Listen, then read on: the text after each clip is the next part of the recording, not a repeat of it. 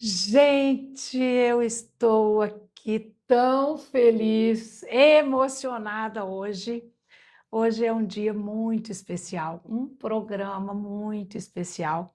Nós estamos hoje aqui com um convidado maravilhoso, meu amigo, parceiro, né, Com Gutenberg? certeza. Que eu tenho a honra e a alegria de receber aqui E hoje o no. prazer é todo meu. Ah, que delícia! Quanto tempo, não é, Muito Gutenberg? tempo que essa amizade começou, Dessa amizade, dessa admiração. né? Gente, sou fã número um de Gutenberg. Aliás, os outros vão brigar, que tá cheio de fã número um aí, né, Gutenberg? Mas nós estamos aqui hoje no escritório dele, que delícia! E a gente quer trazer aqui o abraço da minha equipe, abraço do povo mineiro. Do seu irmão. Isso, do meu irmão, Ademar, você não se esquece, né, Não, Gutenberg? Ademar, meu irmão, já esteve aqui conosco em São Paulo, aqui também, com o há muito Gutenberg, tempo há um atrás. tempão, lá na Alameda Santos, não Isso, era esse eu acho que foi escritório? por ocasião do lançamento da revista Você S.A., se não Foi, estou enganado. foi depois. Foi Eu depois. conheci, olha lá, gente, um pouquinho da história, que daqui a pouco ele vai se apresentar, porque ele vai se apresentar melhor que eu, mas ele é o cara, gente. Pensa no mais reconhecido, mais famoso, mais admirado, consultor de carreira. Ele atende pessoas aqui no Brasil e fora do Brasil, trabalha com recolocação, com outplacement. E, gente, eu penso que até um bilhete, ele me mostrou agora há pouco um caderno com as ideias dele. Eu penso que tudo isso vira poesia, é artigo. Sabe aquele artigo que a gente lê se deliciando, sem ser aqueles artigos chatos, pesados, né? Tudo que ele escreve eu leio dessa maneira. Ele é autor, bom, agora eu estou sabendo que já são 17 livros. 17 livros, gente, maravilhosos. Eu não sei qual que eu recomendaria. Os mais antigos são ótimos, estão super atualizados. Os mais novos são livros maravilhosos. Artigo, nem ele deve saber quantos, porque ele já escreveu para vários jornais, para revistas, já teve programa De na televisão TV. durante 2 anos. Gente, 2 anos, não 2 foi, anos. Gutenberg? Olha, eu vou deixar que ele se apresente, mas eu só vou contar uma coisa. Em 2003, ou seja, Faz 23 tempo, anos atrás, faz tempo, né? eu ouvi o Gutenberg pela primeira vez no lançamento da revista Você S.A., aqui em São Paulo. E eu fiquei encantada com a fala dele. Aí, no final da sua fala, o que você fez? Deu de presente alguns livros. Livros. Eu tô assim, eu não ganhava, porque tinha muita gente na minha frente, levantavam a mão. No final, ele tinha na sua mão um só, um livro que eu amo até hoje. Empregue seu talento. Capinha verde, lindo. Né? E ele, Editora Cultura, que o cultura, publicou. olha só. E aí ele olha, eu levantei a mão, várias pessoas levantaram a mão dizendo que queriam, e ele vai até mim e me entrega em mãos. Ai, que Mas delícia!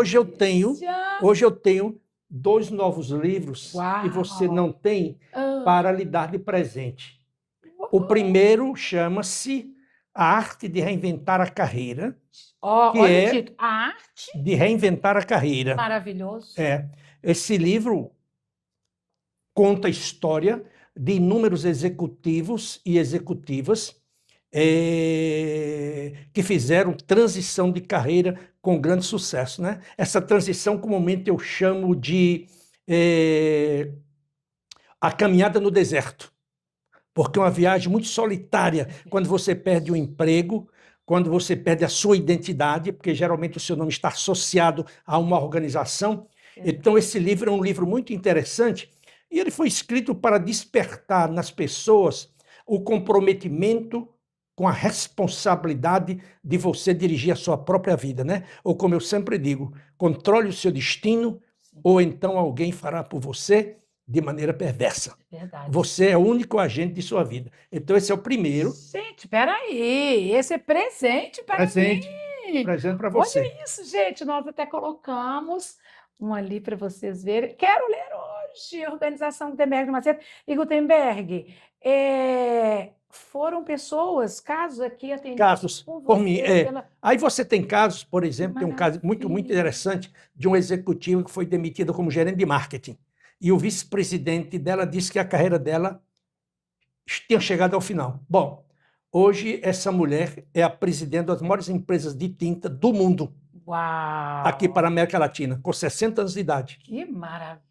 Então, são esses casos que eu procuro ressaltar aí. Apesar de que eu pretendo ainda escrever um livro sobre as histórias mais inusitadas que eu vi no meu escritório. Se Deus quiser, eu quero fazer isso no segundo semestre. Tem algum caso assim engraçado ou muito diferente assim que você está escolhendo para esse livro? Olha, tem alguns que são, tem casos que são cabeludos.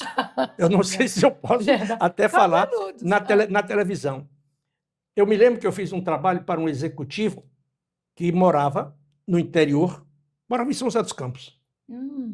Só que ele trabalhava em outro estado. Sim. Ele ficava mais na fábrica, em outro estado, do que...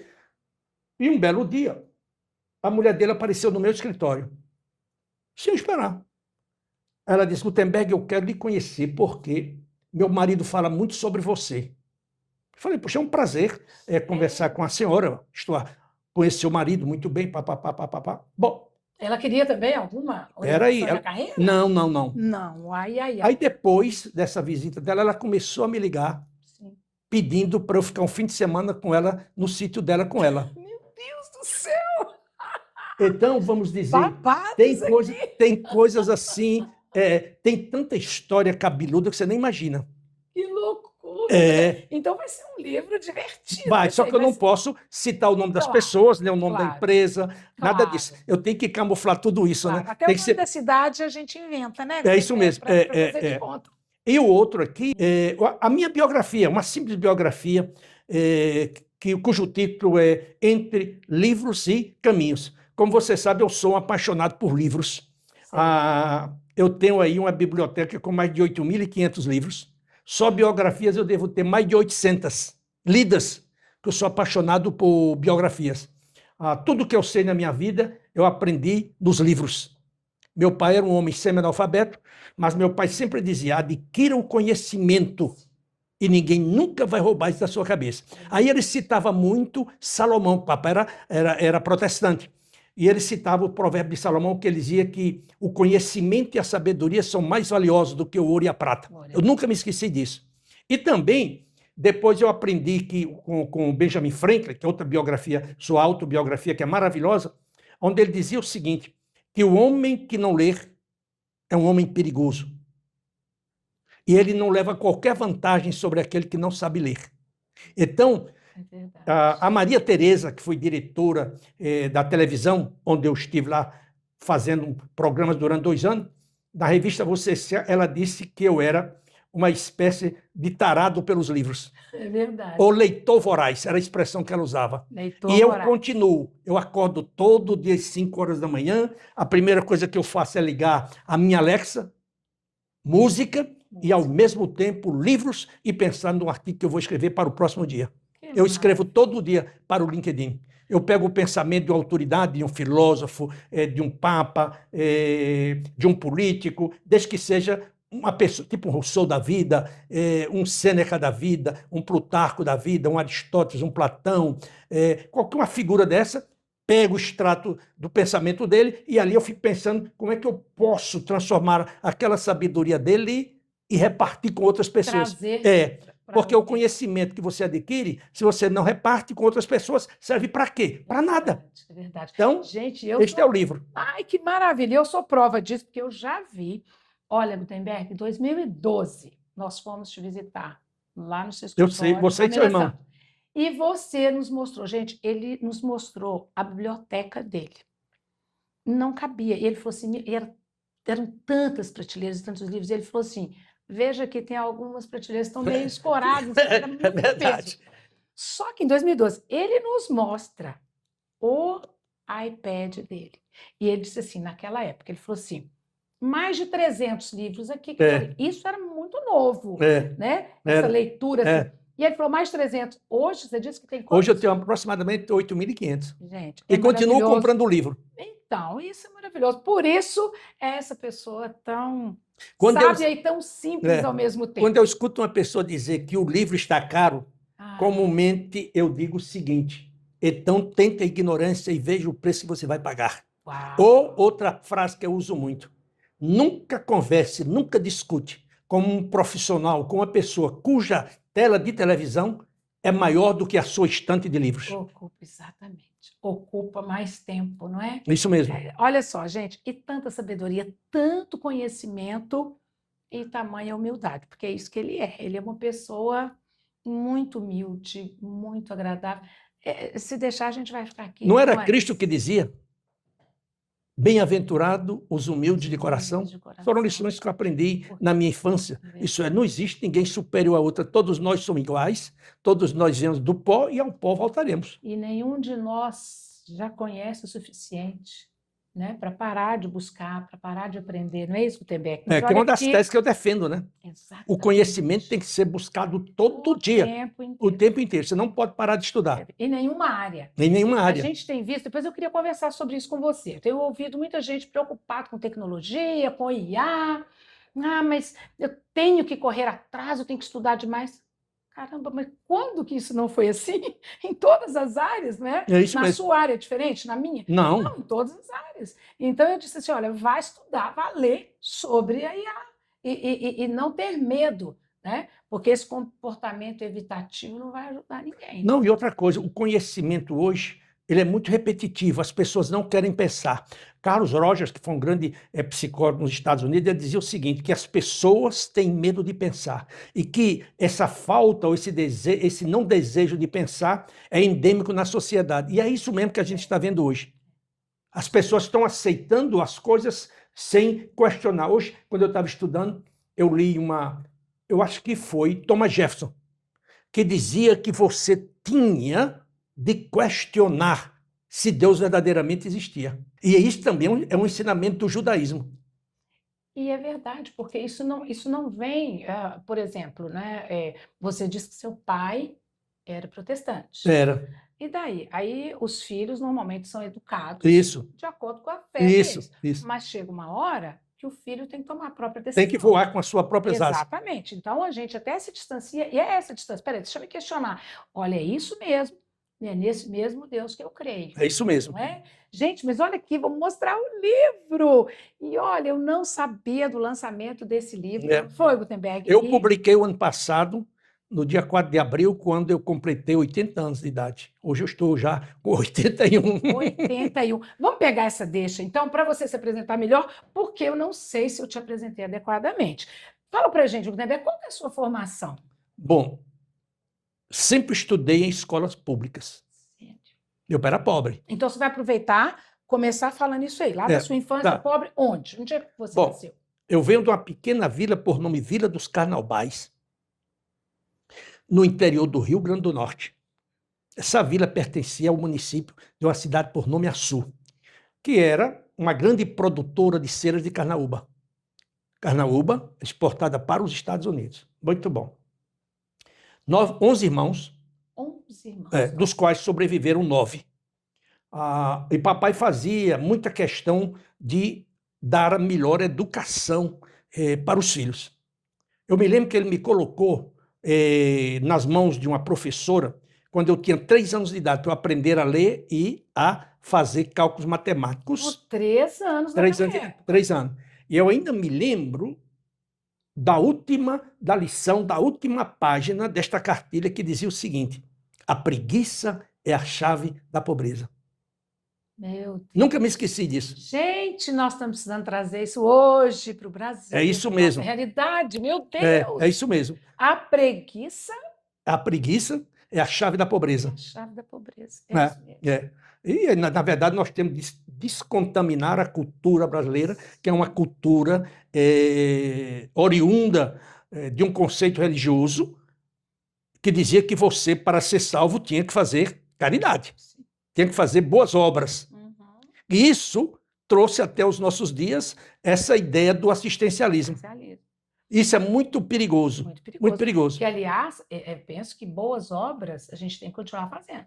Mas é muito mais ensinar a pescar, não é? Não é? Naturalmente. Não é? Não adianta você dar o peixe para a pessoa. Exato. Você tem que ensiná-la a pescar, Exatamente. não é?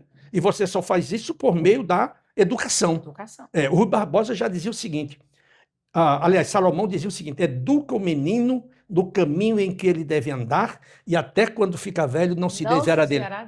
Doutor Rui Barbosa, no seu discurso, Oração aos Moços, ele dizia o seguinte, a suprema santificação da linguagem humana, abaixo da prece, está na educação da mocidade.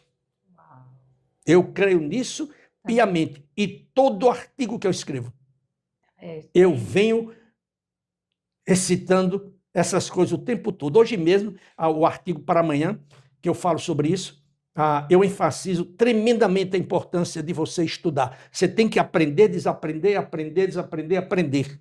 É assim que você adquire o conhecimento, adquire a sabedoria. A juventude é o melhor momento para você aprender. Por quê? Porque você está com o seu Winchester vazio quase.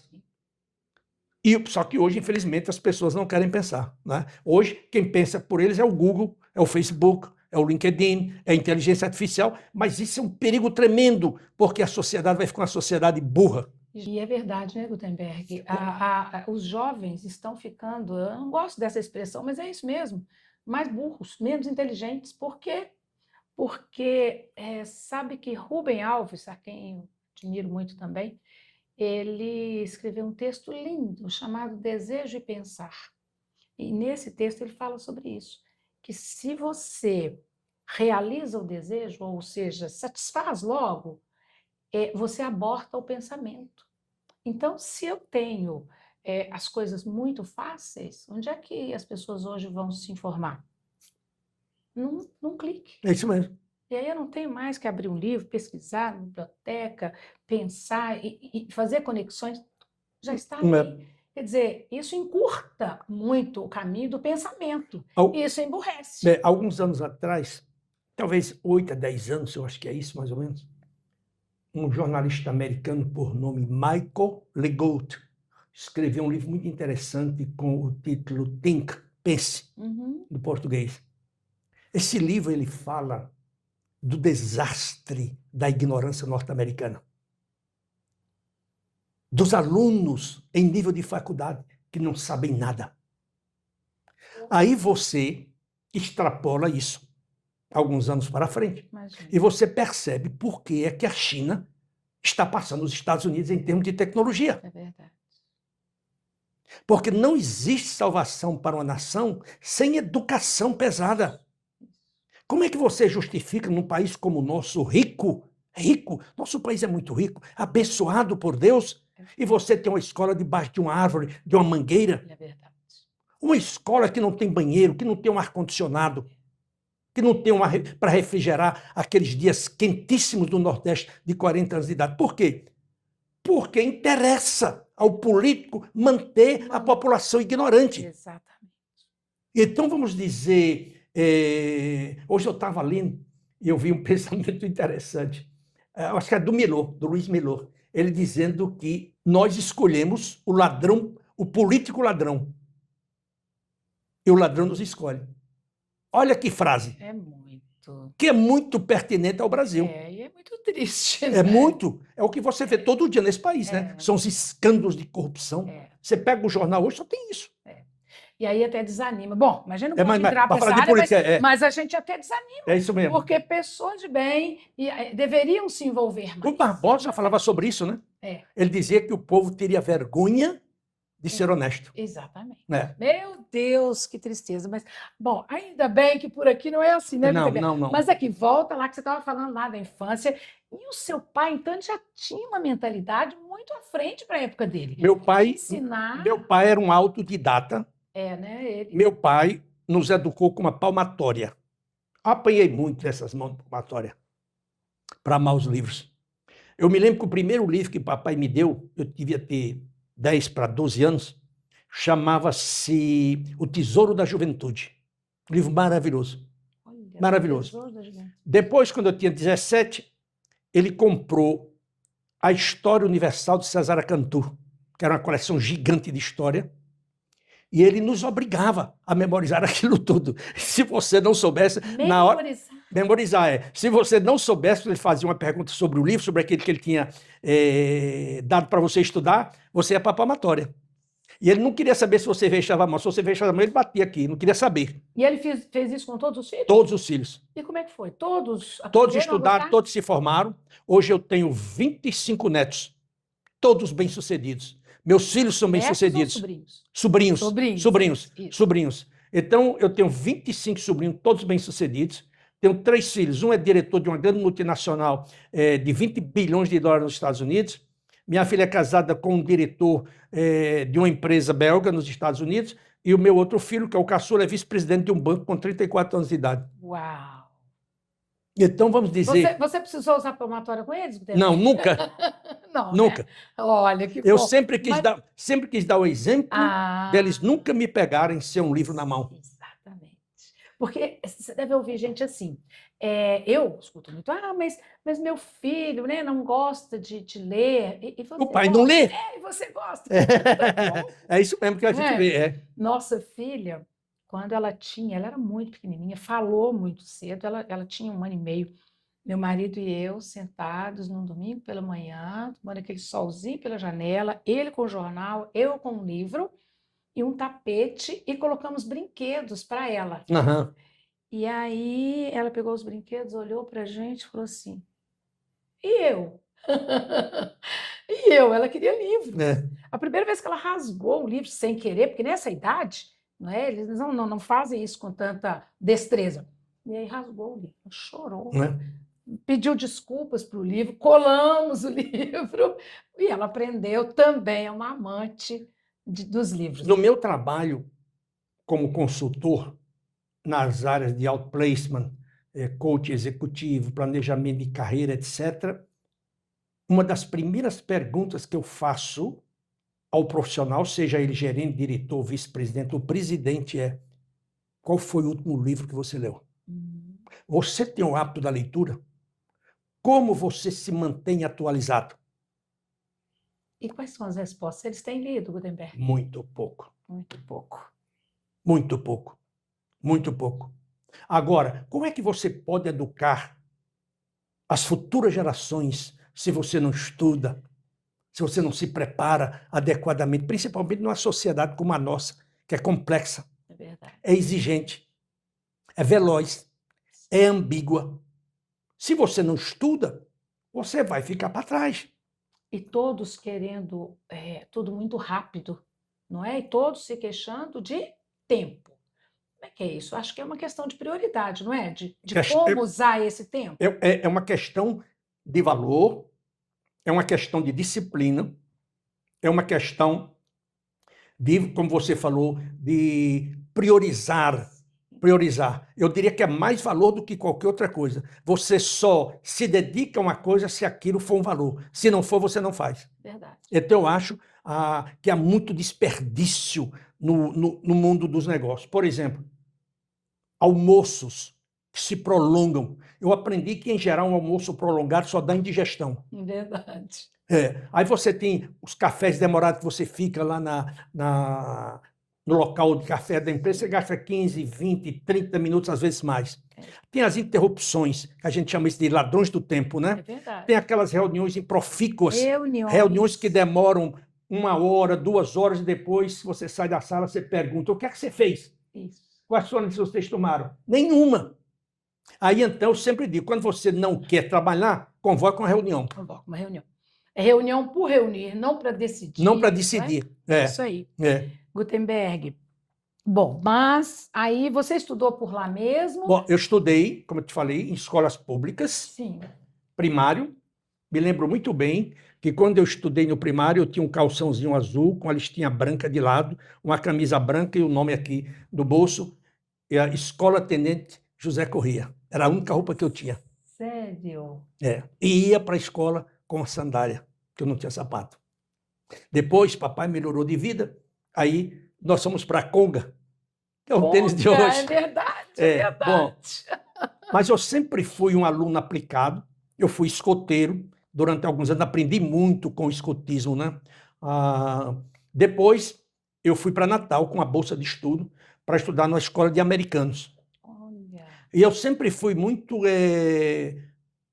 voluntário no sentido de fazer qualquer tipo. Se o americano quisesse que eu lavasse os pratos, eu lavaria, lavar o carro, eu lavaria, cortar grama, eu lavaria, pintar os portões, encerar, eu fazia tudo isso. E tinha um americano por nome Charles Findlay Matthews que gostava demais de mim. Ele e a mulher dele, Dona Adelaide. E eles me tratavam como filho. Aí quando chegava na sexta-feira que ele ia me pagar pelo meu serviço durante a semana, ele perguntava se eu queria ganhar em cruzeiro ou em dólar. Eu dizia, dólar. Aí ele armazenava, esperto. Aí ele armazenava os dólares para mim. Bom, Sim. aí eu vou para a faculdade de Direito, passei em segundo lugar no vestibular, sem estudar, sem passar em cursinho, nem nada disso. Depois me candidatei no segundo ano ao orador da faculdade, mas aí eu perdi para o outro que era melhor do que eu. E depois disso, eu me envolvi, ao longo desse período de faculdade, eu me envolvi com um movimento que chamava-se JUCIAL, Juventude Cristã para a América Latina. Aí eu fui eleito presidente, minha sorte, no Recife, na igreja presbiteriana do Dr. Salgueiro, que era de uma família muito importante no estado de Pernambuco, de origem de Garanhuns, e ali a posse dos diretores foi feita no Teatro Santa Isabel. Estava toda uma cúpula religiosa americana da denominação presbiteriana, né? E aí eu fui falar. E aquilo chamou a atenção do presidente mundial do Conselho Mundial de Igrejas, o reverendo Carl McIntyre. Me lembro dele como se fosse hoje. Recife? Foi no Recife, Bom, um ano depois, eu recebo um convite para ir para os Estados Unidos, para participar do Congresso Mundial, 86 países presentes. Eu falava muito pouco inglês, so good night, good evening, good morning, how are you, I'm okay, are you okay? Bom, fui, eles pagaram tudo. Aí um belo dia, durante esse congresso, o doutor Israel Guedes, que era o meu pai, vamos dizer assim, me convidou para almoçar com o presidente mundial do conselho. Meu Deus. Eu era um moleque, menino, 20 e poucos anos, e ele olhou para mim e disse, Mr. Macedo, eu gostaria de lhe convidar para você fazer um mestrado de teologia nos Estados Unidos, porque eu percebo que o senhor pode ser uma liderança religiosa na América Latina. Uau. Aí o doutor Israel Guedes bateu assim, sem que ele percebesse, aceita. Eu tinha levado uma malinha safada de papelão com um ternozinho marrom, 3 camisas, volta ao mundo, que aquilo era quente quando você vestia. Volta ao mundo. É muito. Eu sou velho. Eu posso parecer jovem, mas sou velho. E tenho uma memória danada. Bom, só sei que eu aceitei. Aí tu imagina... Aí você imagina o que era uma pessoa que nunca tinha saído do Rio Grande do Norte e para os Estados Unidos. Meu Deus. Estudar. Um ambiente totalmente diferente. E aí, tinha que estudar grego, 3 anos de grego, 3 anos de hebraico, era para você poder estudar a Bíblia, no original. Aí, curso de teologia, de psicologia, antropologia, eu falei, meu Deus, aqui eu vou ficar doido. Bom, eu sei que eu passei com notas máximas em todos esses cursos. Mas isso você já tinha concluído o curso de direito? Aqui já. Aí você foi... Bom, aí então... E você fez onde? Lá nos Estados Unidos? Filadélfia. Pensilvânia. Aí, nessa brincadeira toda, no verão eu trabalhava de dishwasher, lavava pratos. Aí, que era para ganhar dinheiro para voltar para a escola. Aí eu conheci uma jovem americana, eu era muito namorador. Era? Eu era. Olha. Namorei demais. Jovem, tinha que aproveitar a vida. Claro. Ainda mais nos Estados Unidos, que tinha o famoso date. Toda noite você saía como se fosse o caso, ia comer pizza, ia se beijar, ia se abraçar, mas parava aí, não ia além disso. Alguns outros iam, mas eu nunca fui por causa da minha formação religiosa, né? O medo do pecado. Bom, aí conheci essa americana. Inicialmente ela tinha medo de mim porque ela sabia da minha fama de namorador. Já tinha. Ela dizia, eu não vou entrar nessa não. Mas finalmente ela se Você convenceu se se rendeu. E casei com ela, 50 anos de casamento. Bom, aí eu Ela é tive 3 filhos. americana, É, então, não aí tive sabia 3 disso. filhos, né? O Patrick, que eu dei o nome do Patrick em função de um patriota americano por nome Patrick Henry, porque eu tinha lido a biografia dele, teve um trecho muito bonito em que ele dizia: dê-me a liberdade ou dê-me a morte. Aquilo me marcou muito. Muito O lindo. segundo foi a Patrícia. Eu dei o nome da minha filha de Patrícia porque eu era apaixonado pela filha do Richard Nixon. E o nome dela era Patrícia. Sério? Só que até a minha distância para a filha do Nixon era quase que inatingível. Era inatingível, não é? Mas de qualquer jeito. E o Philip, o nome que eu dei ao Philip foi por causa do meu pai, meu segundo pai, o doutor Carlos Mateus, Philip Matthews. Olha Então, sempre eu associei o nome de um filho a uma sim. passagem da minha vida. Bom, aí eu voltei para o Brasil, depois de 2 anos de casado, e entrei numa empresa por nome Booz Allen Hamilton, que era a maior empresa de consultoria do mundo. Foi aí onde eu aprendi absolutamente tudo. E como é que você foi parar nessa área? Você tinha feito direito? Eu acho que é porque eu falava inglês. Hum, Naquela época, em 74, pouca gente falava inglês em São Paulo. Você era um ET. E uma das perguntas que mais me faziam era assim: como é que. Naturalmente que havia o desprezo em relação ao nordestino, o preconceito. Eu era nordestino, não sou, e faço questão de dizer que sou. Porque você me perguntar como é que você, um nordestino, casou-se com uma americana? Inteligência, sabedoria e sou bom, uma pessoa bondosa. mas tem outras coisas, né? Lógico. Ele é bonito, né, gente? Tem um charme, Eu né? já fui mais bonito. Ele tem um charme, olha a elegância dele, gente. Vamos depois dar um close aqui na gravata, gente. A gravata, ele diz que é apaixonado com gravatas. Olha a Você vê a gravata. quantidade de gravata que eu tenho. Você está sempre elegante. E olha aqui, combinando o É tudo lenço. pra mim. E é cheio de cachorros, É gente. cachorrinho. Que coisa linda. É. Mas e aí, também você foi trabalhar nessa área? Trabalhei durante 6 anos. Aí saí para ser assessor do Dr. Henri Maxud, que era o dono do Maxud Plaza, dono da maior empresa de engenharia de projeto da América Latina, que era a Hidroservice. Ele era dono da revista Exame, da revista Visão, da revista Dirigente Industrial, Dirigente Rural, Dirigente Administrativo. Estava começando a construção de um hotel lá no Amazonas, tinha fazendas, um homem poderosíssimo. E ele conduzia anualmente um trabalho que ele chamava de Homem de Visão do Ano. Como era esse trabalho? Por exemplo, ele escolhia, tipo Roberto Marinho foi um deles, Paulo Maluf foi outro, figuras importantes da sociedade. Sim. Bom, e aí com ele eu aprendi muito. Imagina. Conheci muita gente. Aí um belo dia, ele era muito, vamos dizer, irracível às vezes, muito tóxico, vamos chamar assim. Ele já morreu, ele me perdoe onde quer que ele esteja, porque eu aprendi muito com ele, apesar de tudo isso. Sou grato a ele. E ele me chamou. Quando eu cheguei na sala, eu cheguei sorrindo. Ele disse: o senhor está sorrindo por quê? Eu disse: é o meu jeito, doutor Henri Maxud. Ele disse: mas o senhor tem uma cara de nordestino sem vergonha. Como assim? Aí eu disse assim: eu posso ser. Ter uma cara de nordestino sem vergonha, mas não sou corrupto como o senhor.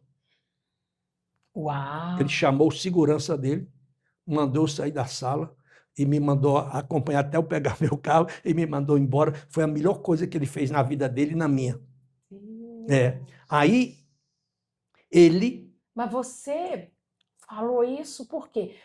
Você imaginou que... porque eu já tinha visto muita coisa. Entendi. E os assessores deles me contaminaram também falando de... Então você já não se importava. Não. Já devia saber que isso ia acontecer. Isso. Você ia ser desligado. Quando eu entrei, não. Mas quando você disse isso, né? E ele te chamar de nordestino. Maneira, Cara, não é legal, não é legal. Bom, só sei que ele está perdoado, deixa ele lá onde ele estiver. Bom, aí eu saí de lá. Veja como Deus é bom com a gente. Voltei para casa, falei para minha mulher, aí a minha mulher disse: mas Gutenberg, você tem 2 filhos agora desempregados, que era o Pedro e a Patrícia. Falei: não tem problema, amanhã eu saio a campo. Só que eu saí com uma, e ela ia para os Estados Unidos com as crianças.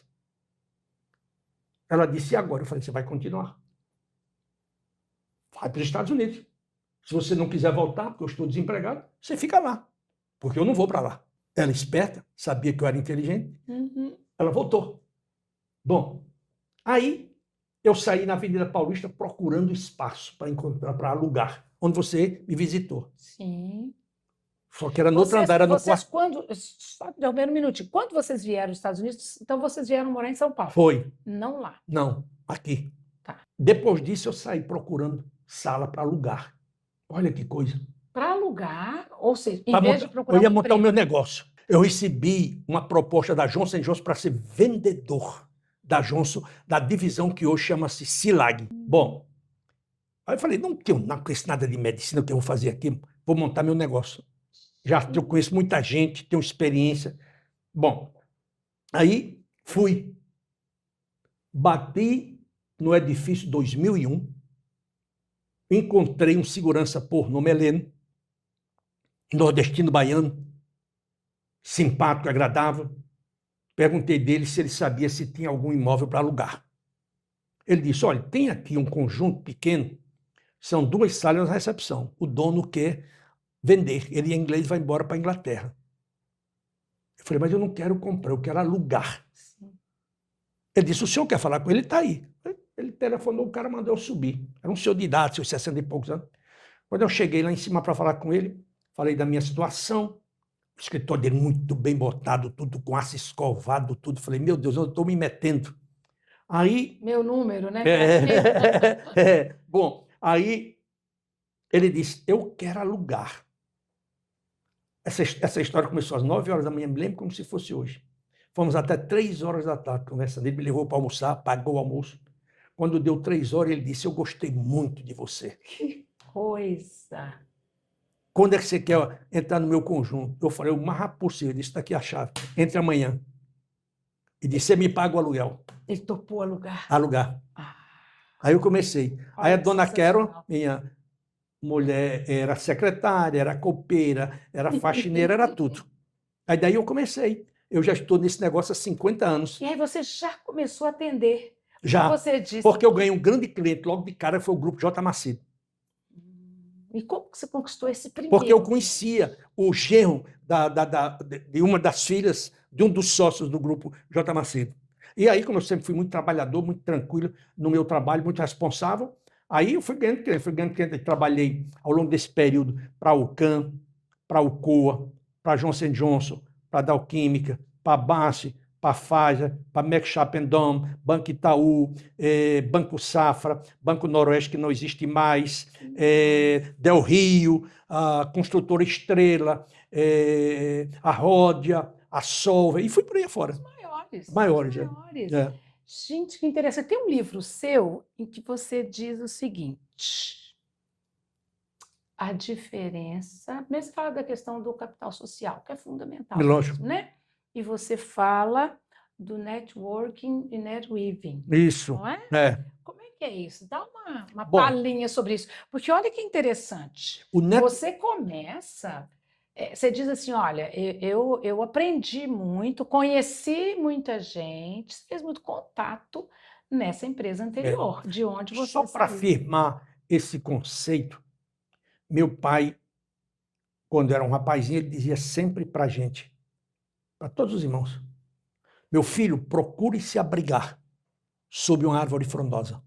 Em outras palavras, procure se acompanhar de pessoas que são iguais ou melhores do que você. E foi o que eu fiz quando cheguei em São Paulo. Sempre quis me acompanhar com pessoas que eram superiores a mim em alguma coisa. É isso. Porque aí você aprende, não é? Mas voltando à sua pergunta, o network hoje é um relacionamento de interesse. Enquanto você tem algo para me dar, eu quero ser seu amigo. No momento que você perde tudo isso, você deixa de ser minha amiga. E isso isso é comum demais, eu vejo muito isso. No netweaving é o contrário. O netweaving é um relacionamento de reciprocidade. Eu faço a você não por interesse, porque, na verdade, este é o princípio cristão que eu aprendi. Exatamente. Então, essa aqui é a diferença. Um é de interesse, esse outro não. Esse outro aqui é de colaboração, não é de competitividade. É isso. Você entendeu? E hoje, principalmente na sociedade que nós vivemos, no mundo dos negócios é assim. Eu me aproximo de você porque você tem. E isso é falso, eu acho que isso nem cola mais, né? Quando você fala do netweaving, é um relacionamento mais genuíno. Eu vejo assim, né? É calcado em valores espirituais, Isso, na verdade. eu me aproximo de você, eu leio o que você escreve, eu gosto de estar com você. Por quê? Porque os seus valores são parecidos com os Lógico, meus, os lógico. nossos interesses são São parecidos, não convergentes. é? Já vi muitos casos assim, né? Você deve ter visto também. Eu faço um trabalho voluntário ou um estágio. Quantas vezes eu peguei alguém, um candidato, que dizia assim, eu perguntava, como é que você vai se desligar da empresa onde você está agora? Não, é só um trabalho voluntário, ou então assim, é só um estágio. Como assim? Né? Como se não Por tivesse valor. um valor. Quer Né? dizer, não, isso não tem valor nenhum.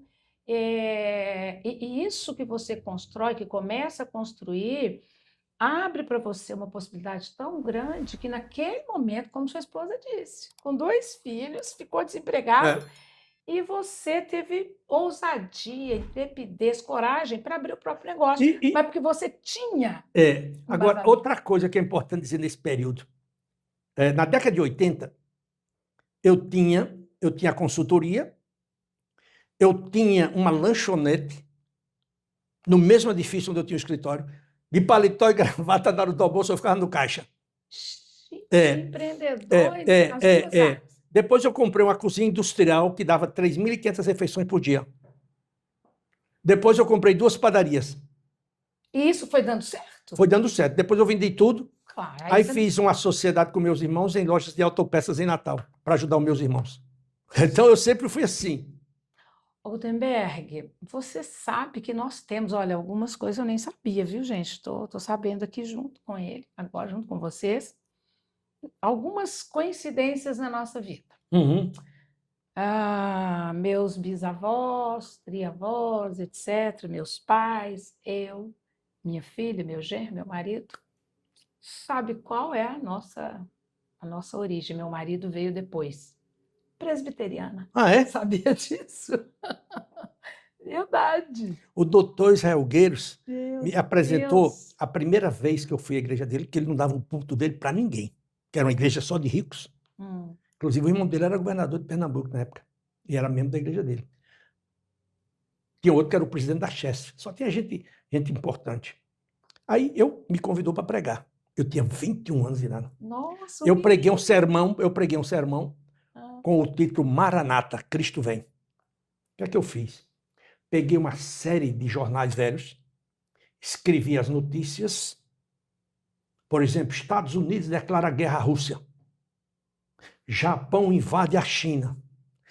Só coisa ruim, como está descrito lá na Bíblia, né? Uhum. Bom, aí quando ele me apresentou, ele foi dizer que ele me apresentou como o príncipe dos pregadores. Ô, moleque, O príncipe. o príncipe dos pregadores, né? Era, porque eu falava muito bem. Eu acho que eu Olha ainda aí. falo hoje, quando eu prego. Bom, quando eu pregava, né? Bom, aí, quando eu comecei a igreja em pânico, aí eu disse, assim será no dia da vinda de Jesus Cristo. Aí preguei o sermão. Quando eu terminei o sermão, a igreja ficou assim, estarrecido com o meu desempenho, por ser tão jovem, né? Muito jovem. Aí eu fui para a porta da igreja, como é comum, na igreja protestante, Sim, para cumprimentar principalmente todo mundo, presbiteriana. né?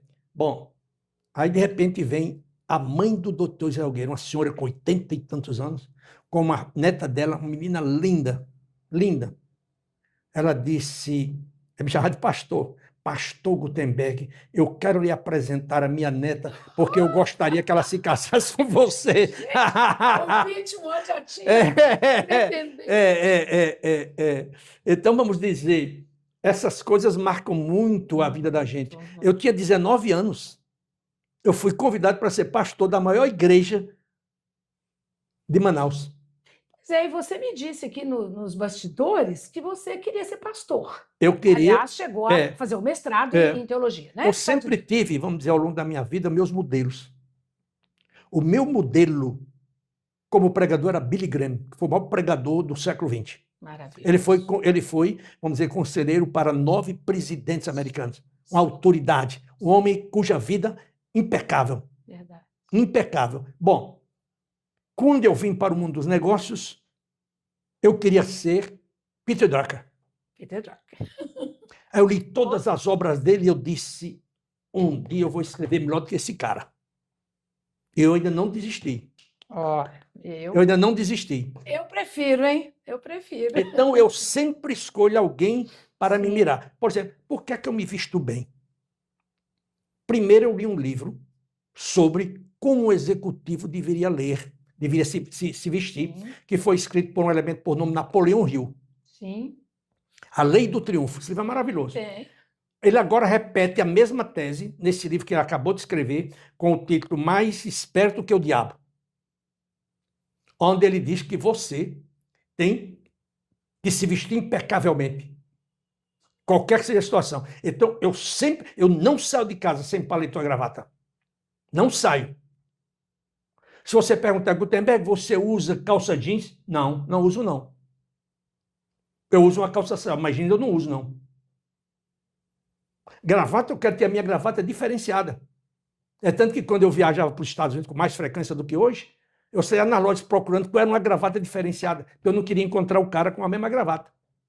Aliás, nesse dia em que eu te conheci, lá em 2003, lançamento Revista Você S.A., essa foi parte da sua fala. Você dizia assim: está desempregado? Pegue o dinheirinho que você tem. Foi Compre Napoleão Hill que uma falou isso, na verdade. camisa, isso mesmo. Compre uma camisa boa, Boa. uma camisa É decente. isso. E é essa camisa que você vai usar. É. E a expressão que eu aprendi é a seguinte: a roupa não faz um homem, mas diz muito a respeito do seu caráter. Diz. Gutenberg é outro assunto que não dá para conversar hoje, mas que merece um outro podcast. Parece que tudo isso foi rasgado, jogado fora. O que a gente está vendo é o oposto disso. É isso mesmo. A gente sofre até preconceito por andar mais arrumado. É isso mesmo. Você tem visto Mas isso? eu prefiro andar bem arrumado. É melhor, não é? É. Porque bem arrumado, a gente cabe em qualquer lugar. É isso Não é mesmo. assim? Lógico. Eu sempre digo para os clientes que às vezes vão participar de uma entrevista já na empresa. E eu digo, como é que eu vou vestir? Falei, se você não conhece a empresa, vá bem vestido. É.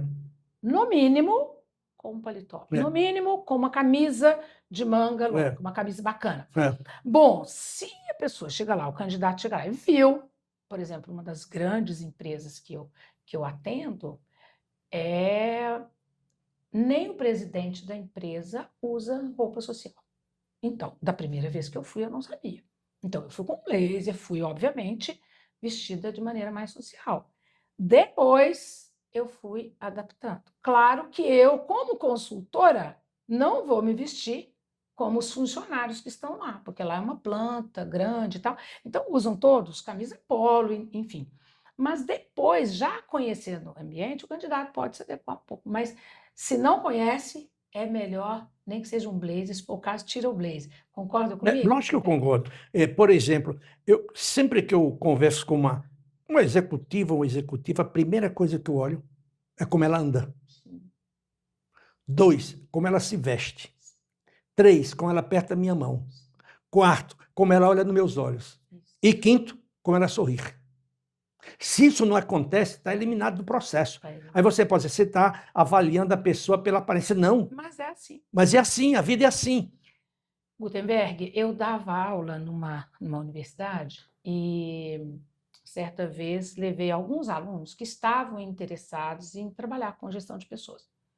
Então, aqueles mais interessados, eu levei um dia para acompanhar um processo. A gente estava fazendo um processo de seleção grande, era para um banco de talentos de uma escola. Uhum. Então, era uma sala de aula com muitos candidatos e eu coloquei 3 dos alunos observando, junto com a turma de psicologia. E eles faziam a administração.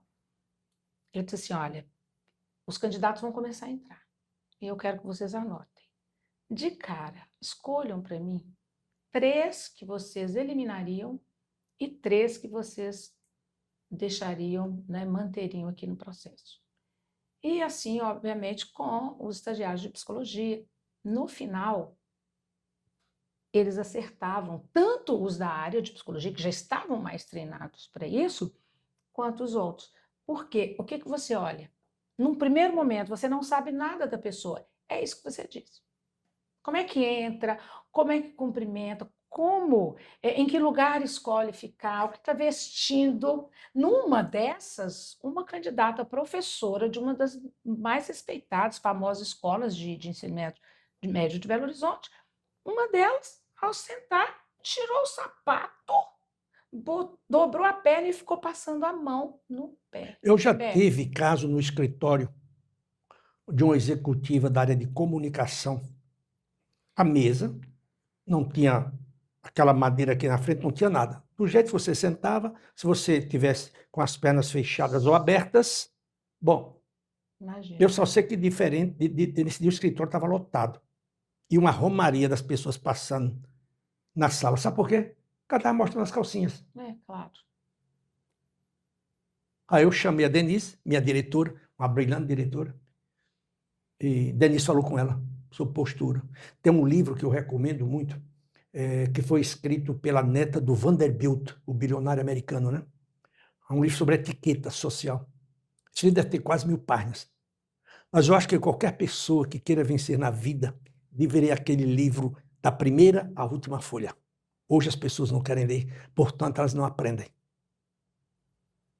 Eu acho que não tem coisa assim mais prazerosa do que você encontrar pessoas que sabem se vestir, sabem, por exemplo, na hora do almoço ou do jantar, eu tenho visto pessoas, mulheres, homens, que parece que são trogloditas, pegam a faca aqui e o garfo aqui, ficam assim, ó, e fica com a faca aqui, muito, muito feios no restaurante, ou falando alto.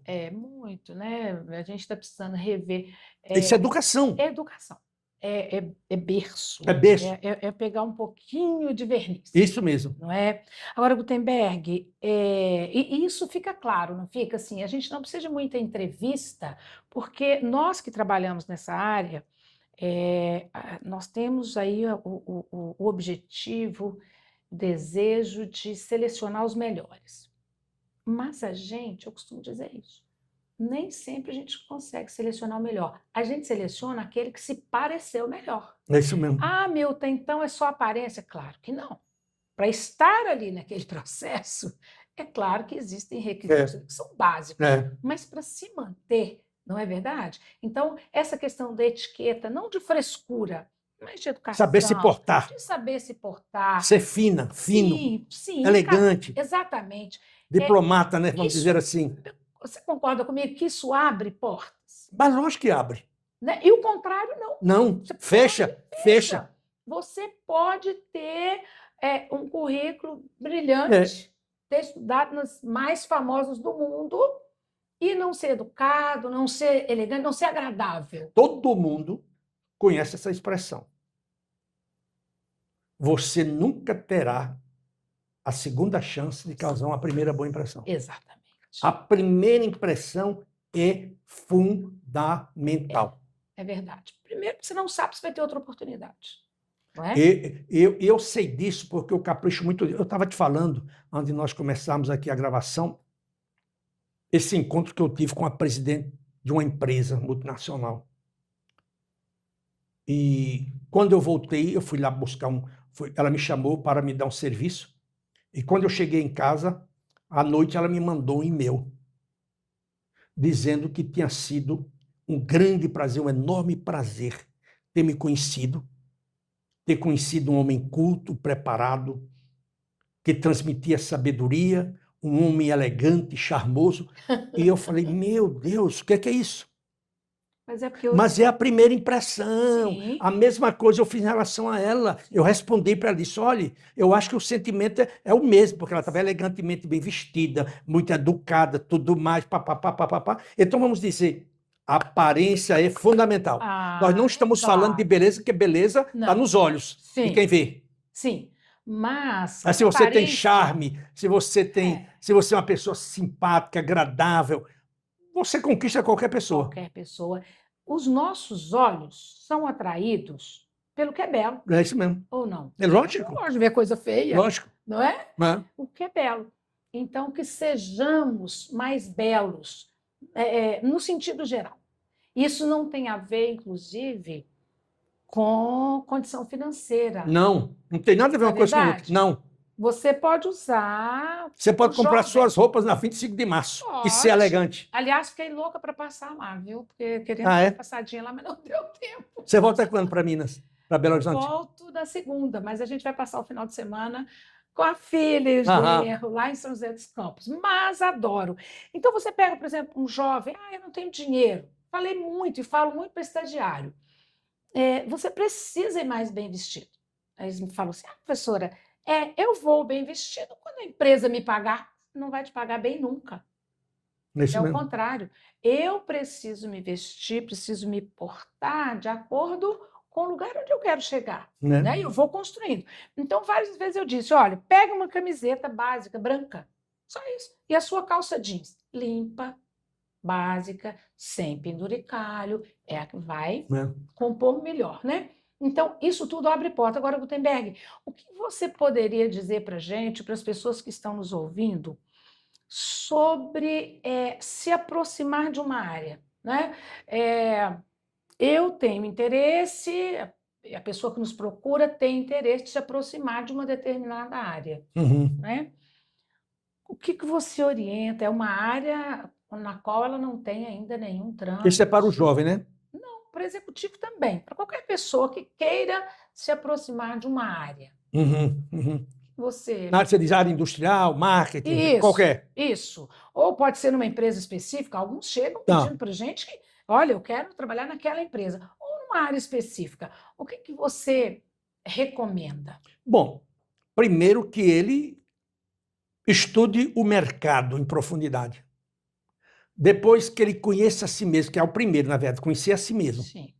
Ver quais são as suas habilidades, não é? Planejamento, delegação, liderança, comunicação, iniciativa, assumir risco, comunicação oral e escrita, tudo sobre ele. O seu perfil, O né? seu O seu perfil, é o seu jeito, perfil, isso. é um diagnóstico completo dele, seus pontos fortes, seus pontos fracos, suas necessidades de treinamento, desenvolvimento, tudo sobre ele. Depois vai para a empresa, para o negócio em geral, não é? Esse mercado aqui, ou essa área de negócio aqui tem futuro? Se não tem, não entre. O mercado está absorvendo, né? Esse tipo de. Isso, de gente. Uhum. Bom, e aí, em terceiro lugar, estudar o processo seletivo. Como é que as empresas operam? Isso mesmo. Aí, então, por exemplo, foi o caso que hoje a maioria das empresas, a primeira, a segunda e a terceira entrevista geralmente são feitas de forma virtual. Isso.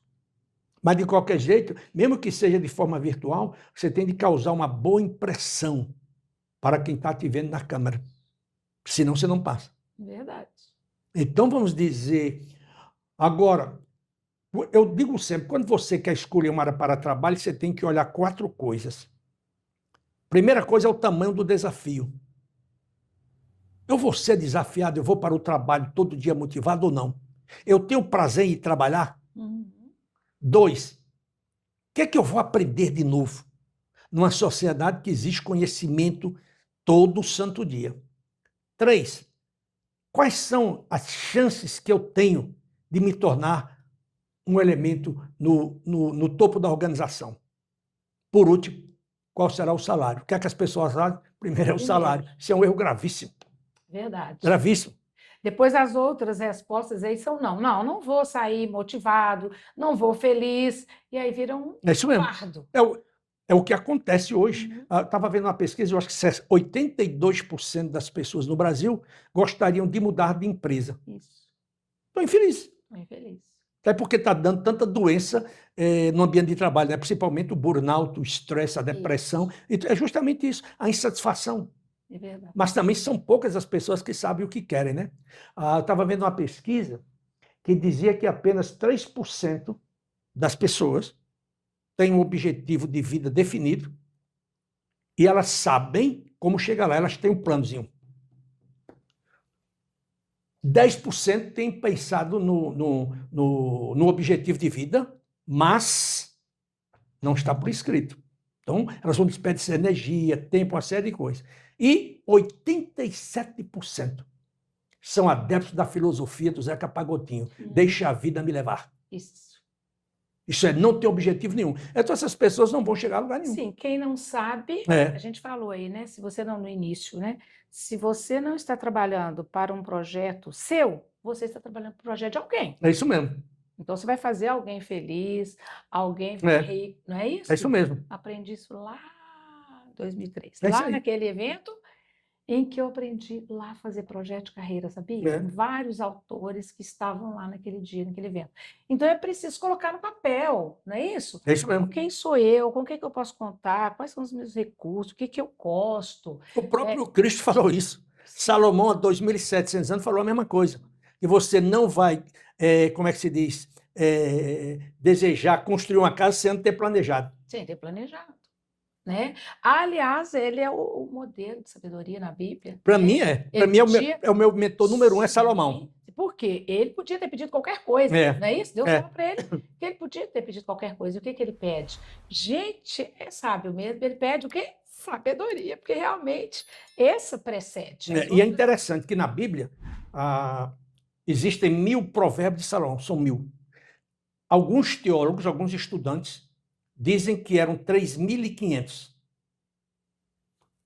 E 2.000 foram perdidos.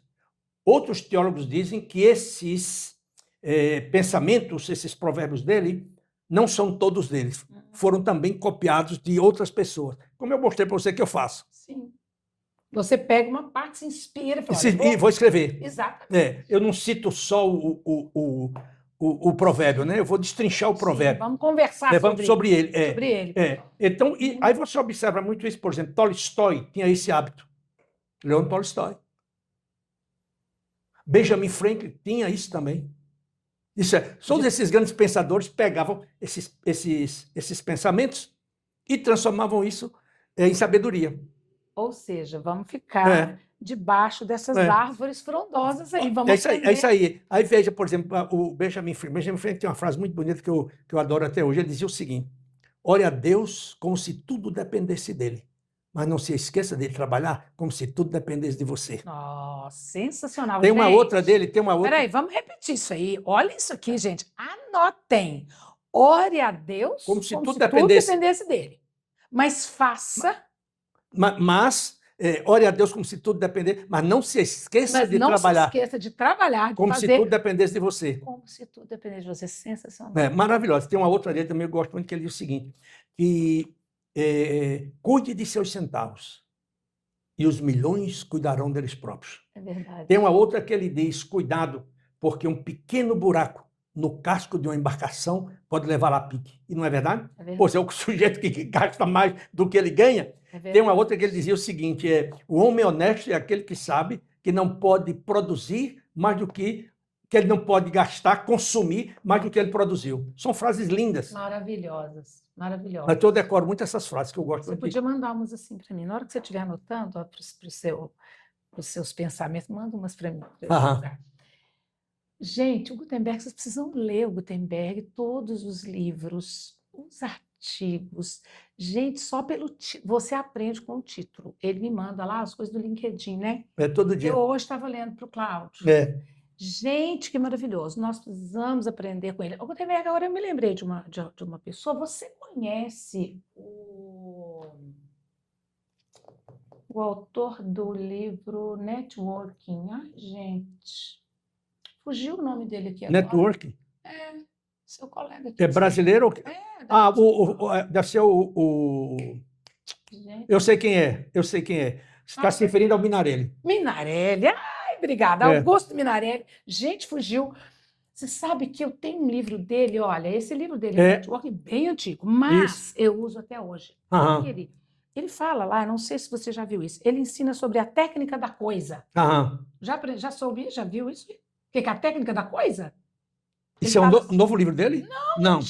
Antigo. Lá dessa época, mas é maravilhoso. Ele diz assim, olha, se você está procurando emprego, trabalho, peça qualquer coisa, COISA, não peça emprego, não peça trabalho. Por exemplo, eu não tenho nenhuma proximidade com o Gutenberg.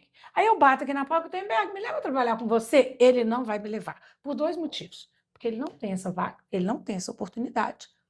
E se ele tivesse, e se ele tem a vaga e não me convidou, é porque ele nem considera isso. E aí ele fala, peça C, conselho.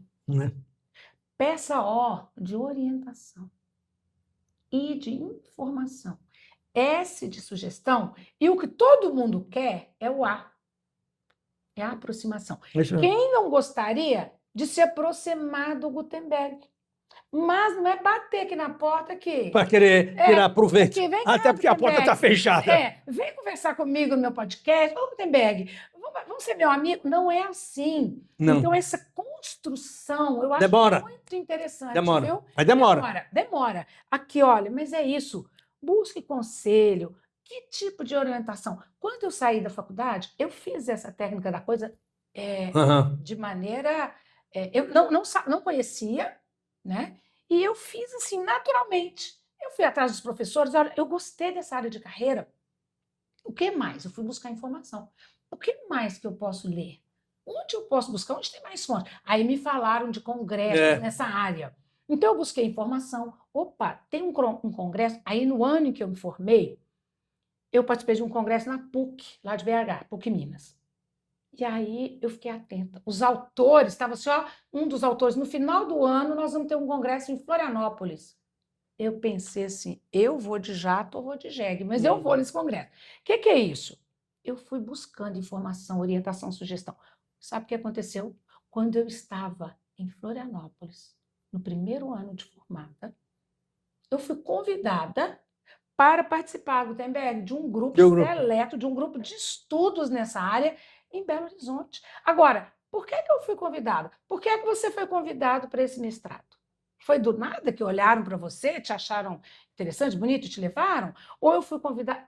Entende? Então, essa aproximação, tanto que é importante, é demorado. Às vezes pode acontecer mais rápido, mas no geral isso é demorado e a gente precisa ter paciência e um investimento genuíno naquilo que realmente a gente quer. É ou não é verdade? É verdade. O que você está procurando aí? Eu quero lhe mostrar uma coisa que você falou que eu escrevo todo dia. Por exemplo, o artigo de amanhã é um pensamento do poeta romano Sêneca, né, que era um dos líderes do estoicismo. E ele diz o seguinte, esse é o título do artigo de amanhã: a pessoa, não, a pressa é inimiga da perfeição, mas a demora é a morte da oportunidade. Olha que frase linda. Aí eu fiz o artigo, aí deixa eu ver aqui para você ver a conclusão do artigo. Quer ver? Deixa eu ver se eu acho. Esse vai ser publicado no LinkedIn. Amanhã. Bom, o nosso programa vai ao ar depois. Mas então deixa. Mas o LinkedIn, nós vamos deixar aqui depois o LinkedIn do Gutenberg, tá, gente? Para todo mundo seguir lá e ler, porque é maravilhoso. É porque são tantos artigos, gente. Depois eu te mostro. Vai. Isso. Nós vamos colocar de qualquer forma, tudo que você quiser, pode me mandar, que vai aparecer aqui enquanto a gente estiver exibindo o programa. Agora, me diz uma coisa. É tanta coisa para eu nem sei como é que está nosso tempo, porque a gente quer... Tá ótimo. Então, temos tempo, né? Nós vamos sugar tudo aqui hoje do Gutenberg, porque, gente, ele é agradável. Esse local aqui é agradável, tudo é maravilhoso. Então, eu tenho certeza que vocês vão curtir. Aliás, a gente já pode até pedir aqui para que vocês continuem aqui com a gente até o final. Vocês já viram que está maravilhoso. Se inscreva aí no nosso canal, deixe um comentário se estiver gostando, peça mais, pode pedir mais. E críticas também, né? Claro, porque assim a gente não cresce. Claro, sim. E podemos pedir mais Gutenberg também, né? Porque a gente pode voltar e compartilha. Eu tenho certeza que você já está pensando em muita gente que precisa ouvir sobre esse nosso papo aqui. Mas, Gutenberg, então você atende... Você já perdeu a conta também de quantos profissionais? Mais de 3 mil, acho. Mais de 3 mil. Ao longo desses 50 anos. Afora os grupos, né? Porque eu também fiz muito trabalho em grupos, fechamento de fábrica de Cargill, a separação entre Volkswagen e Ford, fechamento de fábricas da Rodia, da Alcoa, da Cargill, da Merck-Chapendon, várias. Coisa pequena, né, gente? Coisa básica. Mas Gutenberg. E sempre feliz com esse trabalho, sempre trabalhando feliz.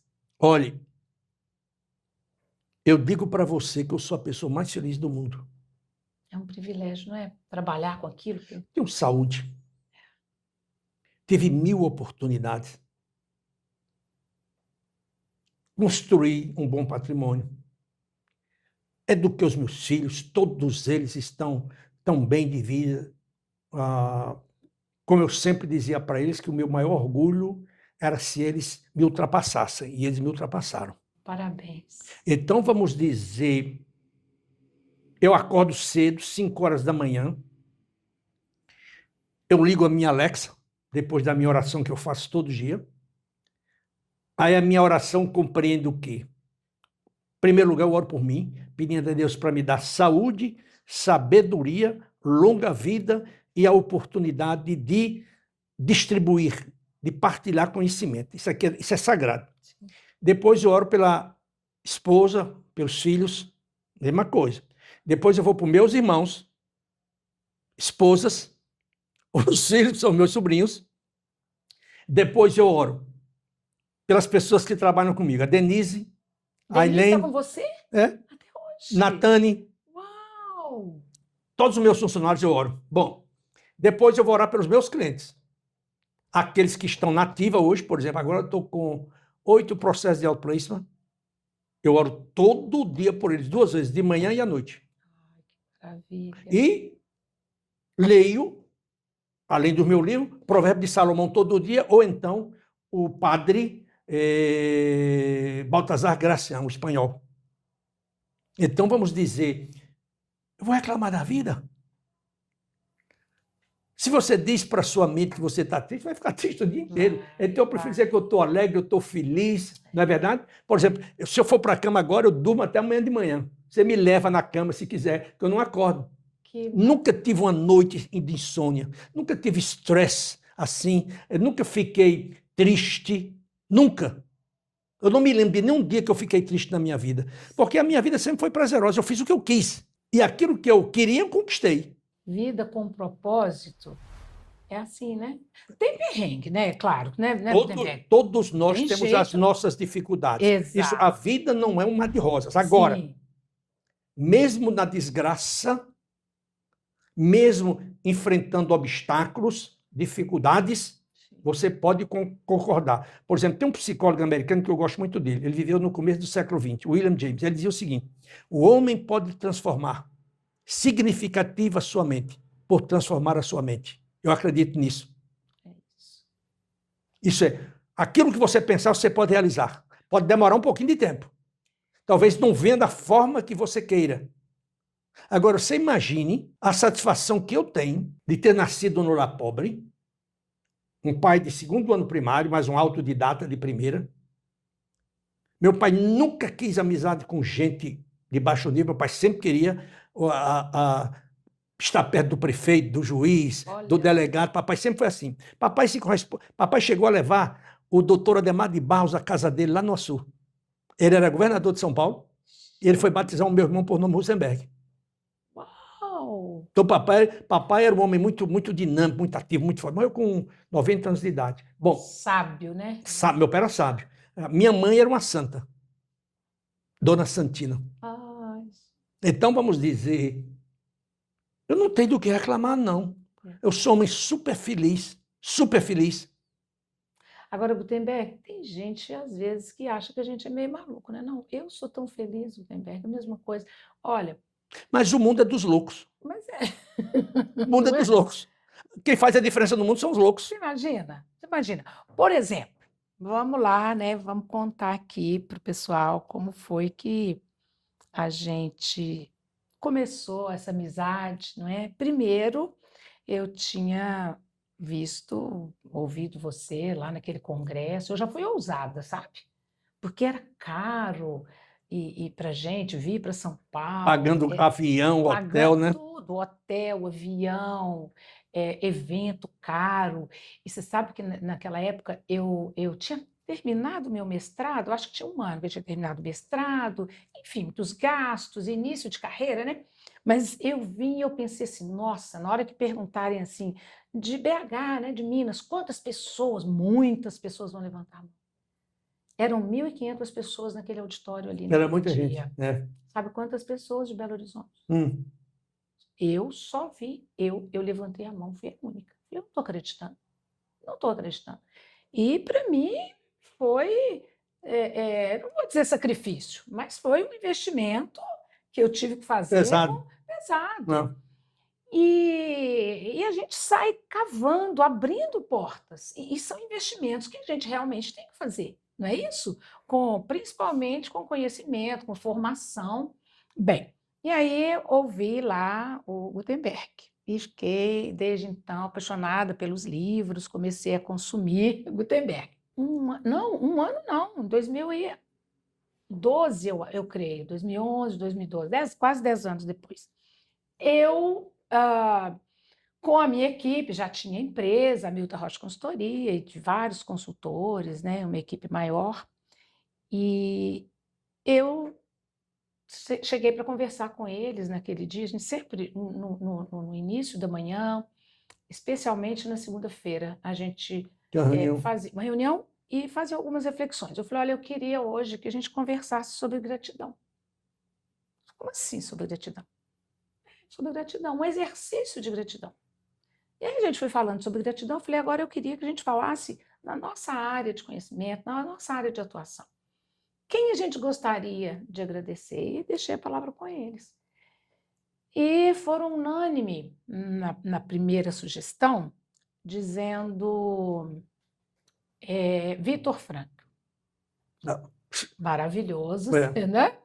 Um grande psicólogo austríaco, mas já Sobrevivente de partiu. campo de concentração. Sim, de campo de concentração, uma história belíssima, a gente, né, ama.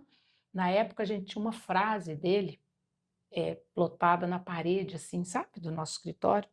Enfim, eu falei, tá, nós somos muito gratos a ele, mas eu queria saber de alguém que poderia receber um gesto de gratidão nosso. Aí foram unânimes. E aí eu vou contar aqui para ele, gente. Sabe qual foi a fala deles? Gucci. Eu falei para o Cláudio, falei, a gente vai lá, a gente vai a São Paulo, porque nós vamos gravar com o Gucci. Ele não sabe disso, gente. Ele está sabendo agora do Gucci. Mas é um jeito carinhoso que a gente usava, viu, Gutenberg? Mas você sabe que muita gente me chama de Gucci? Sério? Muita gente. Aí, Outros me chamam de Gugu. Gugu, Ademar, olha aí, eu disse que eu ia contar. Ah, você vai lá no Gucci.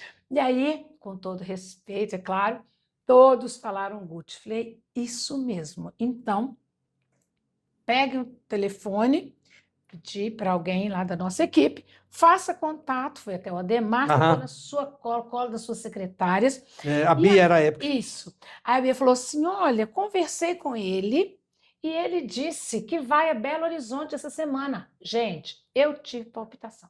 Porque eu falei, o quê? Ele falou que pode ir até vocês, porque eu queria conversar. Falei, fala que a gente gostaria de tomar um café com ele. Eu até cheguei a falar. Falou. Aí ele, depois um dia... Você estava conduzindo um seminário sobre liderança, eu acho. Isso bem depois.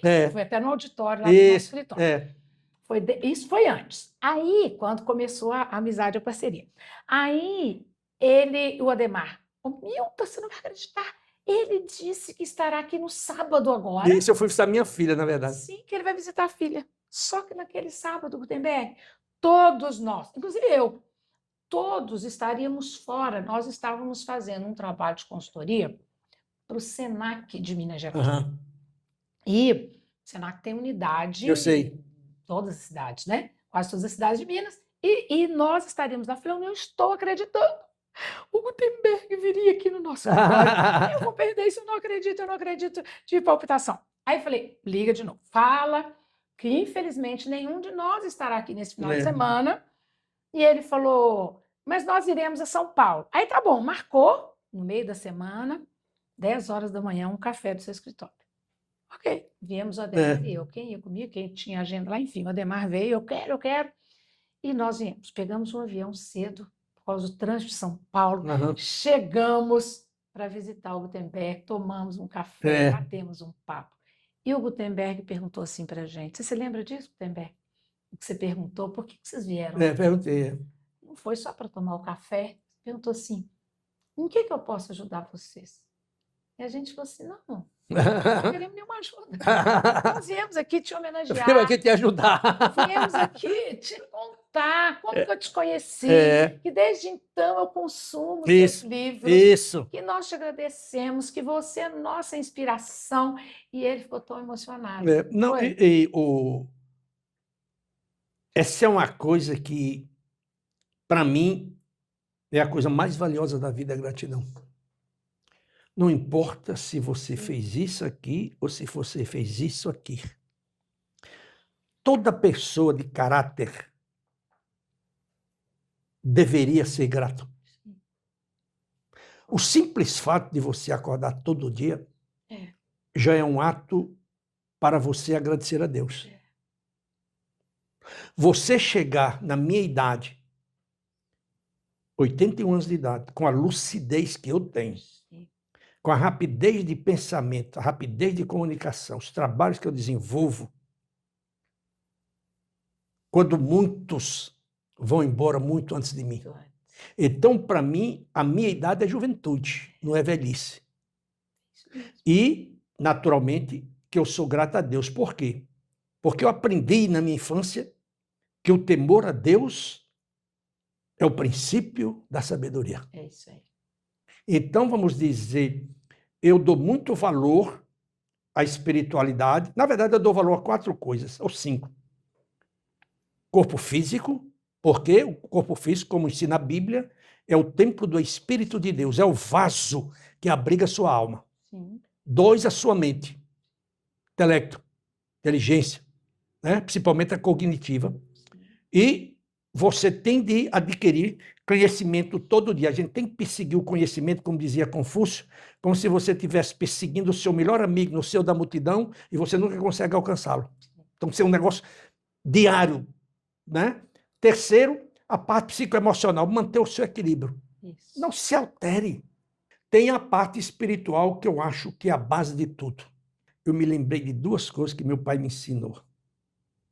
Primeiro, ele nos obrigava a memorizar versículos da Bíblia. Salmo 23 era o número 1.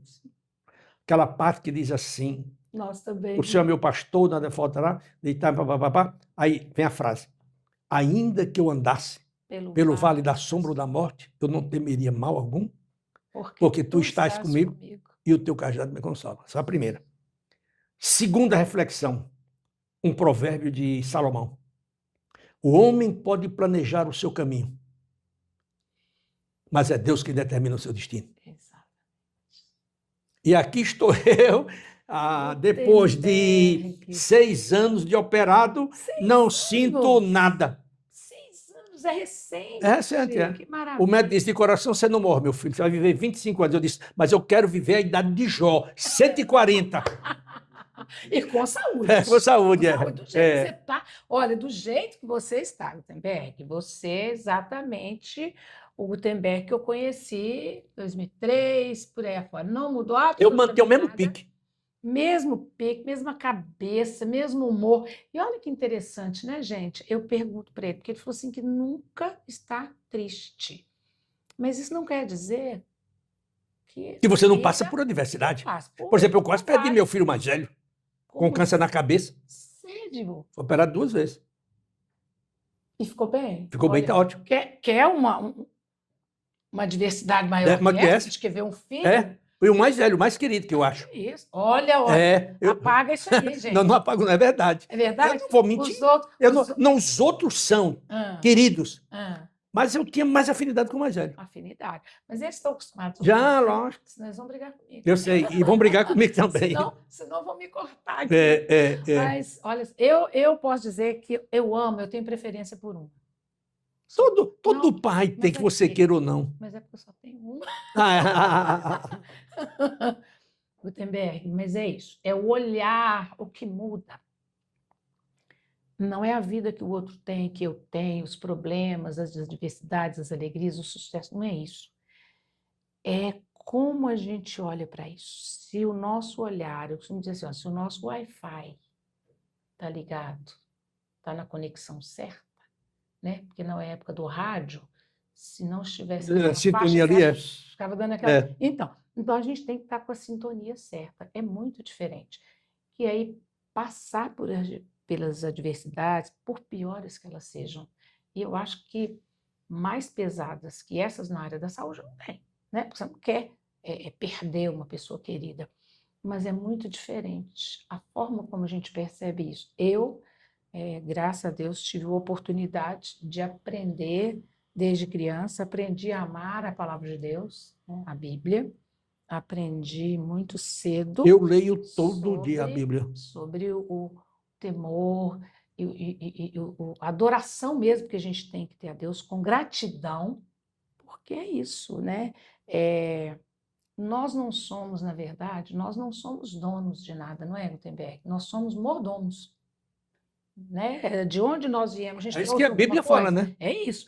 Nós não trouxemos nada e nem vamos Nem levar vamos nada, levar nada. né? Né? E, portanto, nós não somos A única donos. coisa que você pode deixar, e essa é uma preocupação minha, é um legado. É o legado.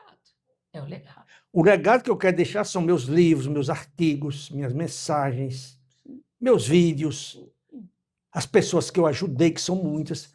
Por exemplo, eu tenho um elemento, eu fiz um outplacement de um executivo da Dow, que hoje ele é o vice-presidente mundial da antiga Fiat, da Calantes. Tem essa executiva que eu mencionei para você, que é presidente para a América Latina dessa empresa de tintas. Eu tenho altos executivos, vice-presidente sênior de tecnologia e transformação digital na Colômbia. Eu tenho gente por todo mundo espalhado. Então, eu tenho muita felicidade de ter contribuído para a vida dessas pessoas. E é isso, né? A cada manhã, a gente pode renovar a nossa mente, os nossos pensamentos, a nossa fé, a nossa esperança. Não é assim, Gutenberg? Não é isso? E alimentar, assim como a gente tem tanta gente preocupada demais e tem que se preocupar com o corpo, com o físico, porque nós somos seres psicossociais, né, as nossas relações e espirituais. Então, para alimentar a nossa mente também, cuidar da nossa mente, exercitar a nossa mente, nós temos tanta coisa boa e está aqui uma fonte maravilhosa. Gutenberg, fala Tem pra um gente, livro. então, dos livros, das suas obras. Tá, antes de eu falar dos meus livros, eu vou recomendar para os nossos ouvintes. Este livro é de um padre católico. Esse livro foi escrito em 1637. O padre, ele era político, ele era jesuíta, e como todo mundo sabe, em geral, o padre jesuíta é um indivíduo muito culto, muito preparado. Ele é muito parecido com o rabino do judaísmo. E ele dizia o seguinte, que a gente deveria se renovar em tudo, todas as manhãs. Na cultura, no conhecimento, na sabedoria, na atitude, na inteligência. E aí ele segue um trecho que eu nunca esqueci. Um outro livro que eu recomendo... E qual que é o livro dele? Oráculo Manual. Oráculo Manual. Ele também tem outro título que chama-se A Arte da Sabedoria Mundana. Esse livro eu acho que custa R$39. Uau! Eu vi isso semana passada numa livraria que a origem é de Belo Horizonte. Olha! A leitura, não é isso? Leitura. Leitura, é isso. Bom, custava R$39, mas é um livro que é um livro de cabeceira, porque os capítulos são pequenininhos e os trechos são pequenos também. 10, 15, 20 linhas no máximo. Tomem nota aí, gente. Maravilhosa muito bom. dica. E o outro, naturalmente, é o livro de Provérbios de Salomão. O livro de Provérbios de Salomão, todo profissional deveria ler. Toda dona de casa deveria ler. Porque é um livro recheado de sabedoria para a vida, para tudo, na verdade. Muito bom. Agora vamos aos meus livros. Eu já escrevi 17 livros. O primeiro foi Fui Demitido e Agora, A Demissão Não é o Fim, com o qual eu ganhei o Prêmio Jabuti de Cultura. Eu sou o único consultor do país de recursos humanos com esse prêmio. Me deixa muito orgulhoso. Você fala desse prêmio para nós? Esse prêmio é dado pela Associação dos Editores do Brasil, não é? Que maravilha. Eu me esqueci de falar disso. Depois eu escrevi um sobre outplacement, Arte e a Ciência de Recolocação, que é o primeiro livro escrito no Brasil, onde eu ensino ao gestor de recursos humanos como demitir com dignidade. Depois eu escrevi um outro para aquelas pessoas que queriam trabalhar por conta própria, que é o emprego seu talento que você Maravilha. se referiu. É lindo. Depois eu escrevi um outro com o título Como Planejar a Sua Carreira. É um livro de capa verde, muito bom também. Depois eu escrevi um outro, Fui Contratado, e E agora? agora? Quando você se recoloca, você tem de saber o que você vai fazer. Eu escrevi um outro, que esse é um livro muito querido, que é Lições de Salomão para o Bem Viver. Maravilhoso. É um livro muito, muito, muito bom. Aí tem a minha biografia, né, entre livros e caminhos. Novíssimo. Aí, né? E este outro aqui também, Arte A Arte de Reinventar, de Reinventar a Carreira. E tem vários outros. Agora, fora isso, tem outros que você não falou. mas não vou... Volta ao mercado pela porta da frente. Tem muitos. Tem os 7 pecados capitais. Ai, maravilhoso. Tem vários. Maravilhoso. E, ao longo desses anos todos, eu escrevo muitos artigos. Já escrevi, acho que mais de 3.000 artigos, se não estou enganado. Talvez mais, talvez menos. Mas, por exemplo, eu escrevi, trabalhei com a Você S.A. durante 10 anos. Fiz um programa de televisão durante 2 anos com a Ideal TV. Escrevi para a Gazeta Mercantil quando ela existia. Toda semana eu escrevia no jornal Estado de São Paulo, no caderno que eles chamavam de Caderno de Emprego, de Empresas. Depois escrevi muitos anos para IOB, não é? Eu escrevi para a revista Exame, eu escrevi, para a quantidade enorme para o Correio Brasiliense, para a Globo, Folha de São Paulo, etc, etc. Muito bom. Né? E hoje, vamos dizer, eu escrevo todos os dias no LinkedIn e publico também no Facebook, mas só que trechos menores. Pequenos. E o objetivo, naturalmente, é ajudar as pessoas, mostrar a importância do conhecimento, mostrar a importância de você ser um elemento bem educado, você saber se vestir, saber se portar. Bom, eu falo sobre todos os assuntos. E nos últimos anos, eu venho deixando um pouco a redação de livros sobre gerenciamento, porque eu confesso a vocês, eu estou cansado, porque a mesma coisa, só se muda nome. Por exemplo, relacionamento humano hoje virou networking. Por exemplo, se você estudar um americano por nome Orison Swett Marden, que era um médico que escreveu 48 livros, eu tenho grande parte do livro deles aqui comigo, naturalmente em inglês, tudo isso que você estuda sobre neurolinguística, pensamento positivo, o que você queira, ele já escrevia lá no século XIX. Agora é mindset, mudaram os nomes, né? Gutenberg, eu escrevi um artigo para um livro, nessa época também, em 2003. Outro dia, eu pegando esse artigo para ler, eu falei assim, gente, parece que eu estou escrevendo Hoje. hoje. É isso mesmo. Só que a gente usava os termos competências técnicas e competências comportamentais. Hoje, qual é o nome? Hard skills e soft skills. É exatamente o que você está falando. Vai mudando de nome. É isso mesmo. Muito bom. Então, eu escrevo muito, eu pesquiso muito, eu estudo muito, compro muitos livros. Eu devo ter feito um investimento, você não vai acreditar, mas eu já gastei mais de $300 mil em livros. Eu acredito, porque eu já vi, e vi hoje de novo aqui. Então, vamos dizer, eu sempre adorei os livros, sempre. Eu não sei viver sem eles. Tem alguns deles que eu leio 2, 3 vezes, Sim. porque são livros de grande sabedoria. Por exemplo, você estudar o livro A Brevidade da Vida, de Sêneca, é uma coisa maravilhosa. Você estudar como identificar os bajuladores do Plutarco é uma coisa maravilhosa, não é? Então, você tem aí uma quantidade de gente. Eu sempre sugiro que as pessoas comecem a estudar, a ler os clássicos primeiro, porque é lá onde está toda a sabedoria, né? De lá, vem para cá. Muito bom. Gutenberg, você leu, por acaso, Você leu Monteiro Lobato? Sim, lógico. Isso é da nossa infância. E olha, eu sempre disse isso. Graças a Deus, a nossa Guimarães Rosa. Agora, gente, Monteiro Lobato é uma pena, porque hoje não pode mais, sabe disso, né? Porque não pode mais a negra, que é empregada. Enfim, gente, mas é uma estupidez grande. É querer se apagar a história. História belíssima, de pessoas belíssimas, de pessoas felizes. Lógico. Enfim, né? Mas lamentável. Mas eu costumo dizer isso, que as pessoas mais sábias, mais inteligentes que eu conheço, porque o potencial da sabedoria, da inteligência, do saber, todos nós temos. Lógico. Né? mas muitos o enterram. É isso Mas mesmo. as pessoas mais sábias, mais interessantes que eu conheço leram Monteiro Lobato. Lógico. E hoje, que pena que não pode. Desculpa, eu te interrompi, Não, não, mas continua. Mas porque ela por me exemplo, tem artigo aí que eu estou recomendando a leitura da Cora Coralina. Poesia. Poesia. Eu acho que você tem que ler poesia, Sim. tem que ler sobre história, antropologia, psicologia, administração, teologia. Um pouco de finanças. Tudo. Tudo. E acho também que você é uma pessoa mais normal, vamos dizer assim, quando você gosta da natureza, quando você gosta dos pássaros, dos animais, e quando você gosta das plantas, das árvores. Por exemplo, eu sou um apaixonado por orquídeas. Eu tenho orquídeas aqui em casa, no meu apartamento, você viu uma delas ali, está com 1 ano. E todo dia eu falo com ela. Às vezes eu fiz dizendo, como você está linda, como é que você permanece tão linda assim? Se você me ouvir, parece que eu sou doido.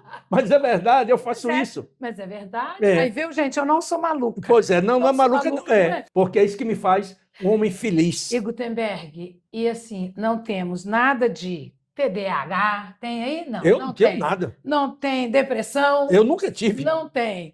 Não tem TOD, porque agora tem alguns aí que eu vou te falar, né? Eu sei. Pega um pouco pesado, né? Mas estamos aí, né? Felizes, produzindo, porque eu não consigo te ver sem produzir, sem estar nisso tudo, né? De lendo, de escrevendo, Isso. de cantando, de conversando com as flores.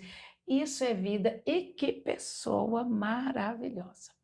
Que honra, que privilégio poder dizer que nós somos amigos. Aquele dia, né, naquele dia ali, com aquele gesto de gratidão, para nós foi maravilhoso, foi um presente. E depois disso, gente, acabamos virando parceiros, não foi, Gutenberg? O Gutenberg já foi a BH fazer palestras para empresas que a gente atendia, já viemos. Já falei para a sua equipe e seus convidados. Exatamente. Gutenberg, um dia a gente dando um treinamento de liderança. Não. De liderança sustentável. É. Aí você foi lá e deu uma palavra para a gente de surpresa. Foi maravilhoso. Como eu te falei, quando você entrou com o teu marido aqui, hoje eu acordei e eu disse como Deus tem me abençoado. Essa é uma semana privilegiada. Bom, primeiro, eu tenho amigos com 65 anos de amizade. Maravilha, que bem. Muitos. Tenho nos Estados Unidos, tenho aqui, tenho no Nordeste. Aonde eu faço, eu procuro preservar as minhas amizades. Mas voltando essa semana, foi de anteontem para hoje, 2 coisas me deixaram assim o coração abalado. Primeiro, quando você me mandou uma mensagem dizendo que gostaria de fazer uma gravação comigo. Eu achei assim de uma deferência tão grande que merece toda a gratidão do meu coração. Segundo, eu vi uma matéria colocada pela jornalista, a brilhante jornalista Maria Tereza Gomes, que foi diretora da revista Você S.A., com quem eu cooperei durante 10 anos, e posteriormente no canal TV Ideal, onde ontem ela colocou uma mensagem e postando uma fotografia minha, ela e o James Hunt, o autor do livro Liderança Servidora. Ele até autografou lá na hora o livro para mim, eu tinha esse livro guardado. Então, essas amizades, elas têm de ser preservadas, sim, porque são amizades que não têm interesse. Verdade. A amizade de interesse eu não quero, não preciso. Não quero. Eu quero amizade genuína. Eu gosto do toque da pele, eu gosto do contato pessoal, eu gosto do abraço, né? Como, às vezes eu até digo, eu sou muito beijoqueiro. O nordestino e mineiro tem muito disso. Eu sei. A gente gosta de abraçar, lógico. Eu, pelo menos, eu gosto muito. Também. Então, eu tenho uma amizade, por exemplo, eu tenho um motorista, taxista que trabalha para mim há 35 anos. Olha só. Há 35 anos. A equipe toda permanece. Isso, Então, vamos dizer, eu gosto, tem o Mauro Silveira, que é um jornalista também, foi da amizade com ele há mais de 25 anos.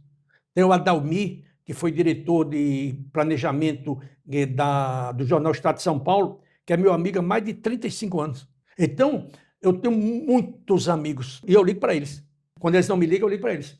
Mas é isso, relacionamento é assim, é um investimento, não é, Gutenberg?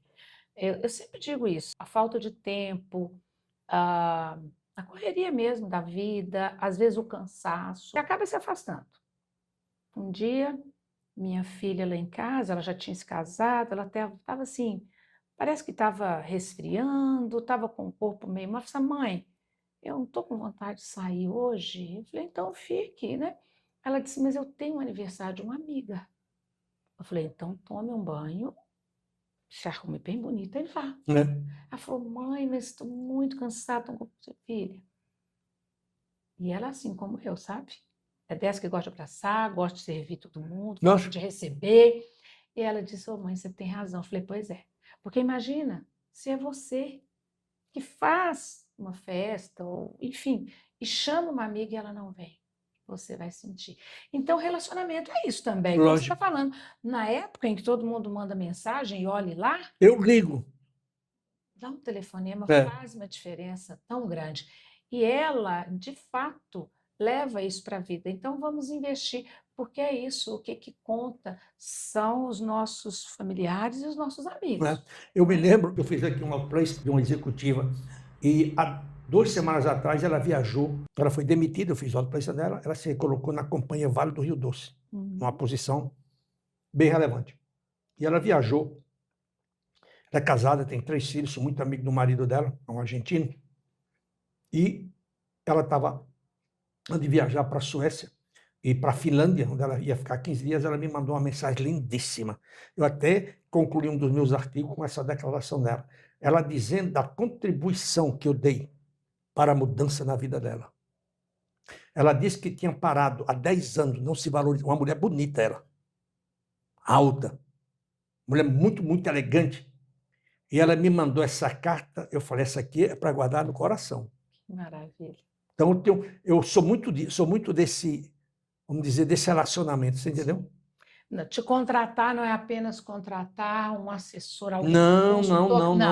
É como você diz, olha que coisa linda, eu estou diante de uma pessoa. Sim, e olha que coisa maravilhosa, ele ora pela manhã.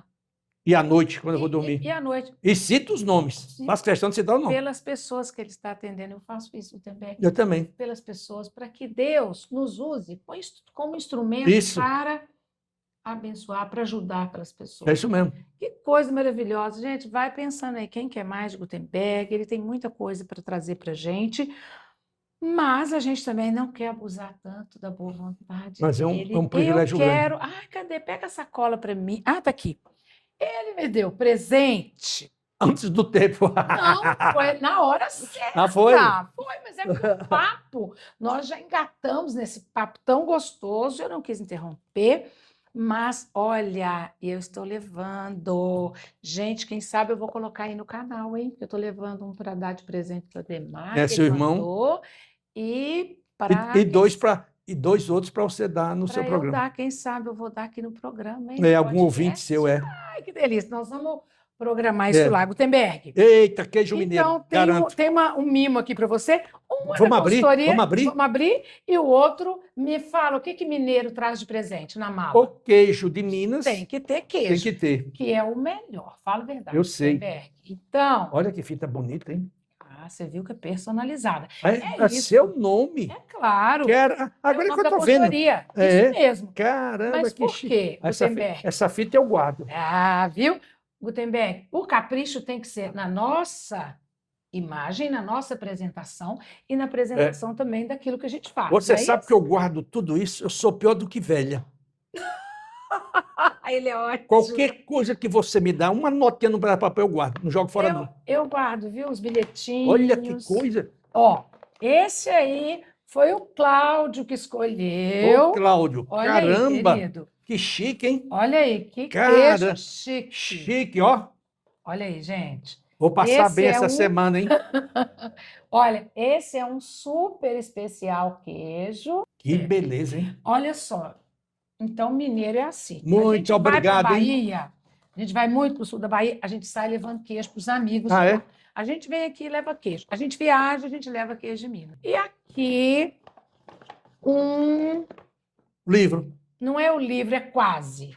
É só uma pitada. O livro terá este nome, já está sendo preparado. Como é que Olha aí o puxa? nome do livro. Espera aí.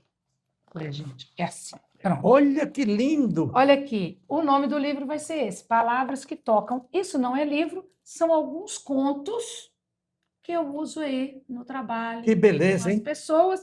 Depois você vai ler, vai me contar, são pequenininhos, são poucos. Que maravilha, que ideia maravilhosa. É uma pitadinha. Às vezes está na sala de espera, alguém quer Esse ler aqui alguma também vai para a coisa. posteridade. É verdade. Então é isso. Deixa eu guardar aqui para você. É. E aí, Gutenberg, depois, eu estou com esse livro já no meio do caminho, já tem um tempo. Vamos escrever. Mas já estou concluindo, Ótimo. já está quase saindo com esse nome aí, Palavras que Beleza Tocam. pura. Quem sabe eu mando para o Gutenberg ler antes, hein, Gutenberg? Pois é, Para você eu colocar vou suas lá para impressões. eu vou para o lançamento, Vamos para o lançamento, vai que é ser, melhor ainda. vai ser um prazer. É, bom. lógico. Gutenberg, eu não tenho Adorei a palavras. fita, viu? É bonito, né? Lindo. Sabe quando a gente fez essa fita? A ideia, tá vendo, gente? É porque a gente tem que realmente caprichar nas coisas que a gente faz. A ideia era fazer um marcador, porque a gente ama livro. Ah, Pode ser também. pode. Mas a gente. Mas é melhor pendurar assim, de guardar de lembrança. Isso, então pronto, ele é ótimo. Eu tenho algumas caixas também, viu? Eu tenho inúmeros sobrinhos, Gutenberg. Eu também tenho muitos irmãos, muitos sobrinhos, Ah, é? sobrinhos netos, e eu amo, amo. E na minha família nós temos crianças sempre. Agora as mais novinhas têm 4 anos, agora nasceu mais um. Esse é sobrinho neto. Então não para de ter criança na família, eu amo. E eu também ensino. Eles já ganham livros, ganham sempre livros, livros. Isso é. E elas vão ver, hein? Elas vão ter que assistir isso aqui também. Viu? As pequenininhas. O livro é muito. Eu me lembro que eu fiz um trabalho do filho de um executivo da Alcan, ele era vice-presidente da Alcan na época. Eu fiz o aconselhamento dele e de um sobrinho do atual governador de Minas Gerais, o Zema. Uau! Né? Eu fui a Arajá, conheci a família inteira, tudo. E esse menino, que é o filho desse ex-vice-presidente da Alcan, hoje ele é o presidente do Morgan Bank, muito novo, 30 e poucos anos. Ou seja, olha, muito novo, né? Muito novo. Ou seja, tem influência. Extensão, muita. É. Que coisa maravilhosa. Gente, mas é isso, esse papo está tão maravilhoso. Eu fico realmente sem palavras. A gente está sendo recebido aqui com o maior carinho, com a maior atenção. Ô, gente, parece que até café ele fez ali. Não, tem café, tem bolo, tem uma série de coisas, tem tudo. Ai, dele, meu café foi você que fez. Não, foi eu que fiz. Foi que foi bolo, você Gutenberg, meu amigo, fala uma palavra final aí, assim, né? Para quem está te ouvindo, não tem essa assessoria nossa, mas enfim, ouviu você, nos ouviu aqui, começou a pensar diferente. Eu vou renovar tudo amanhã cedo, hoje, pode renovar agora também, né? Essa esperança, essa fé,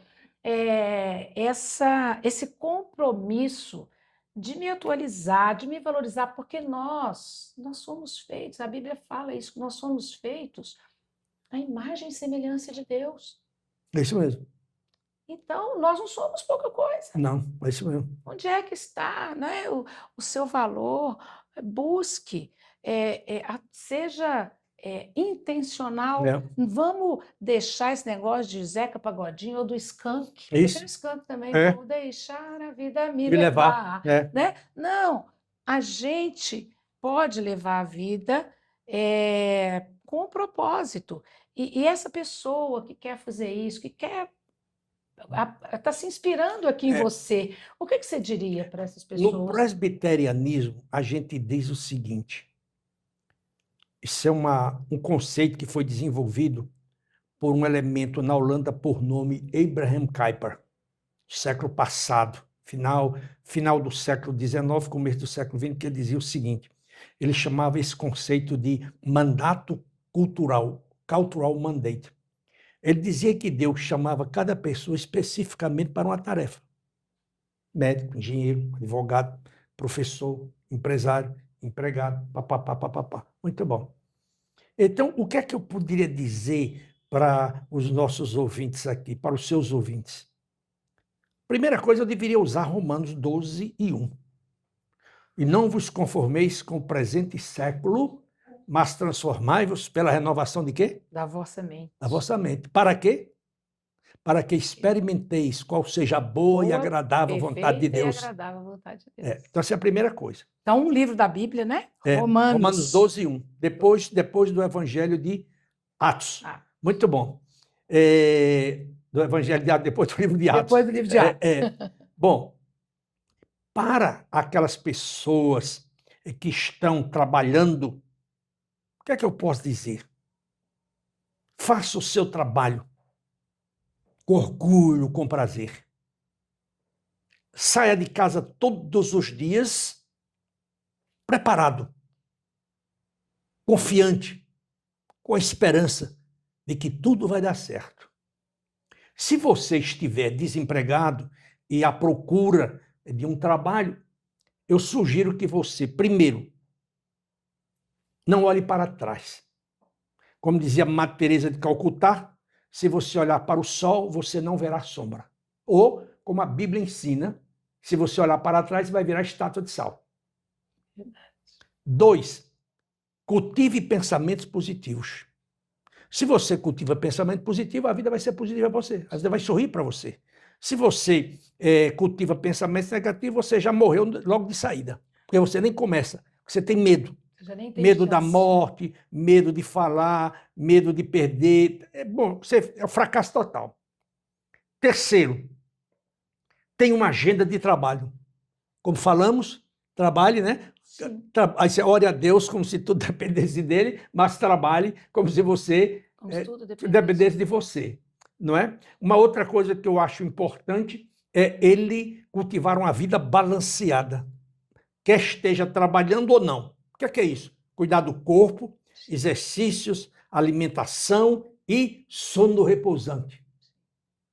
Depois a parte intelectual, que é estudar. Eu sempre digo para os meus clientes, todo profissional deveria ler pelo menos 20 páginas de um livro por dia.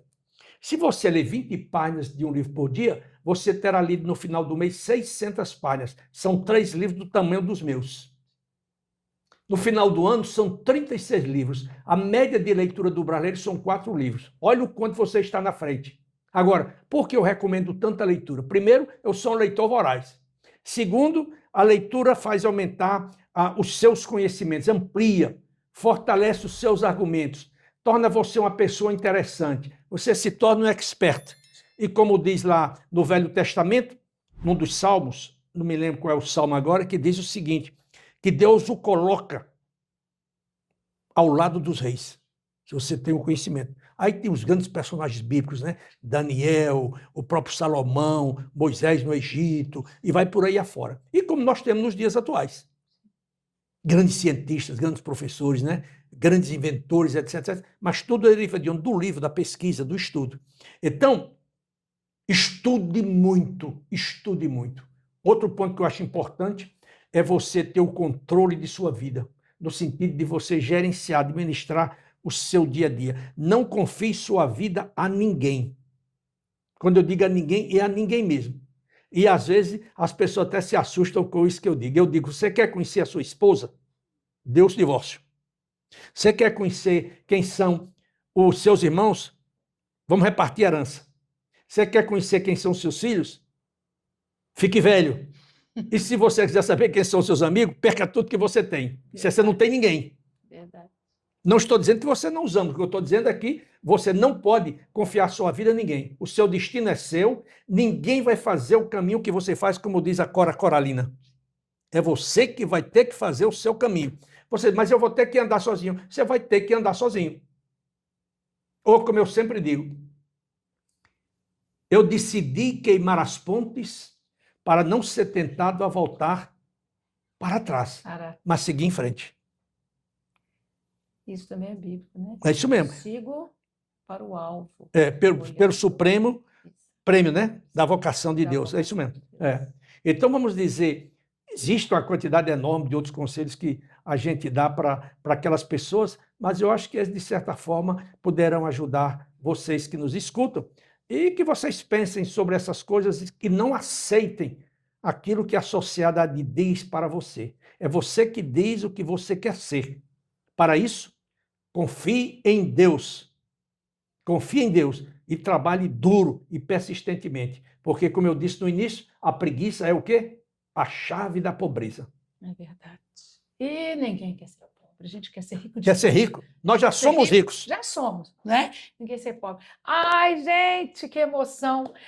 Eu quero agradecer muito meu amigo Gutenberg. Vou dar um abraço muito apertado nele daqui a pouco, né, Gutenberg? Isso. Parabéns. Muito obrigado a Deus você. continue. Que Deus nos ilumine Amém. e nos dê 140 anos de vida Com saúde. para se fazer muito trabalho. Né? E que Deus te abençoe. Amém. Muito, sim. Olha, é isso. Ele Com tem saúde. abençoado.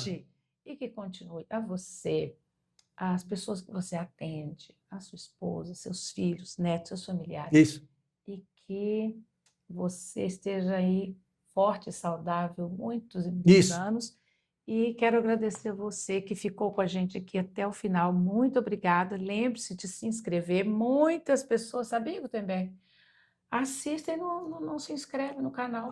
Não custa, né? Não. Ajuda a gente e ajude a gente a Mas compartilhar. leva tempo também. Você sabia? As pessoas hesitam muito. Claro, mas deixe lá o seu like, inscrição e compartilhe esse vídeo, porque eu tenho certeza que muita gente vai gostar de ouvir o Gutenberg. E se gostou, deixe um comentário, peça mais e que outro tipo de Ou, assunto você quer. ou se eu puder, posso deixar o meu... Vou deixar todos os contatos. Ah, você vai colocar aí? Vou então colocar pode. Não precisa. todos os seus contatos. Pode falar também, mas a gente vai deixar seus Qualquer contatos. pessoa que queira conversar comigo, Sim. é só mandar uma mensagem para o meu e-mail, não é? macedo@gutenberg.com.br. Eu prometo responder. Eu só não digo que eu respondo na hora, porque eu posso estar ocupado. Mas que eu respondo, eu respondo. Mas ele responde. Nós vamos deixar lá o LinkedIn, tem muita coisa então, boa. isso mesmo. Vamos deixar a lista dos livros, tá, gente? Só aguardar que a gente, no final aqui, vai aparecer e vocês vão amar É isso conhecer mesmo. mais do Gutenberg. Não vai aparecer? Oh, meu amigo! Que delícia! Que delícia! Isso é um abraço mineiro e nordestino. Um abraço mineiro e nordestino. Muito assim, sucesso ó, para você. Com beijo. A gente chama cheiro no Nordeste. Cheiro, isso mesmo, dá um cheiro nele. Um cheiro. E é cheiroso. Um beijo e até Muito o bom. próximo MiltaCast.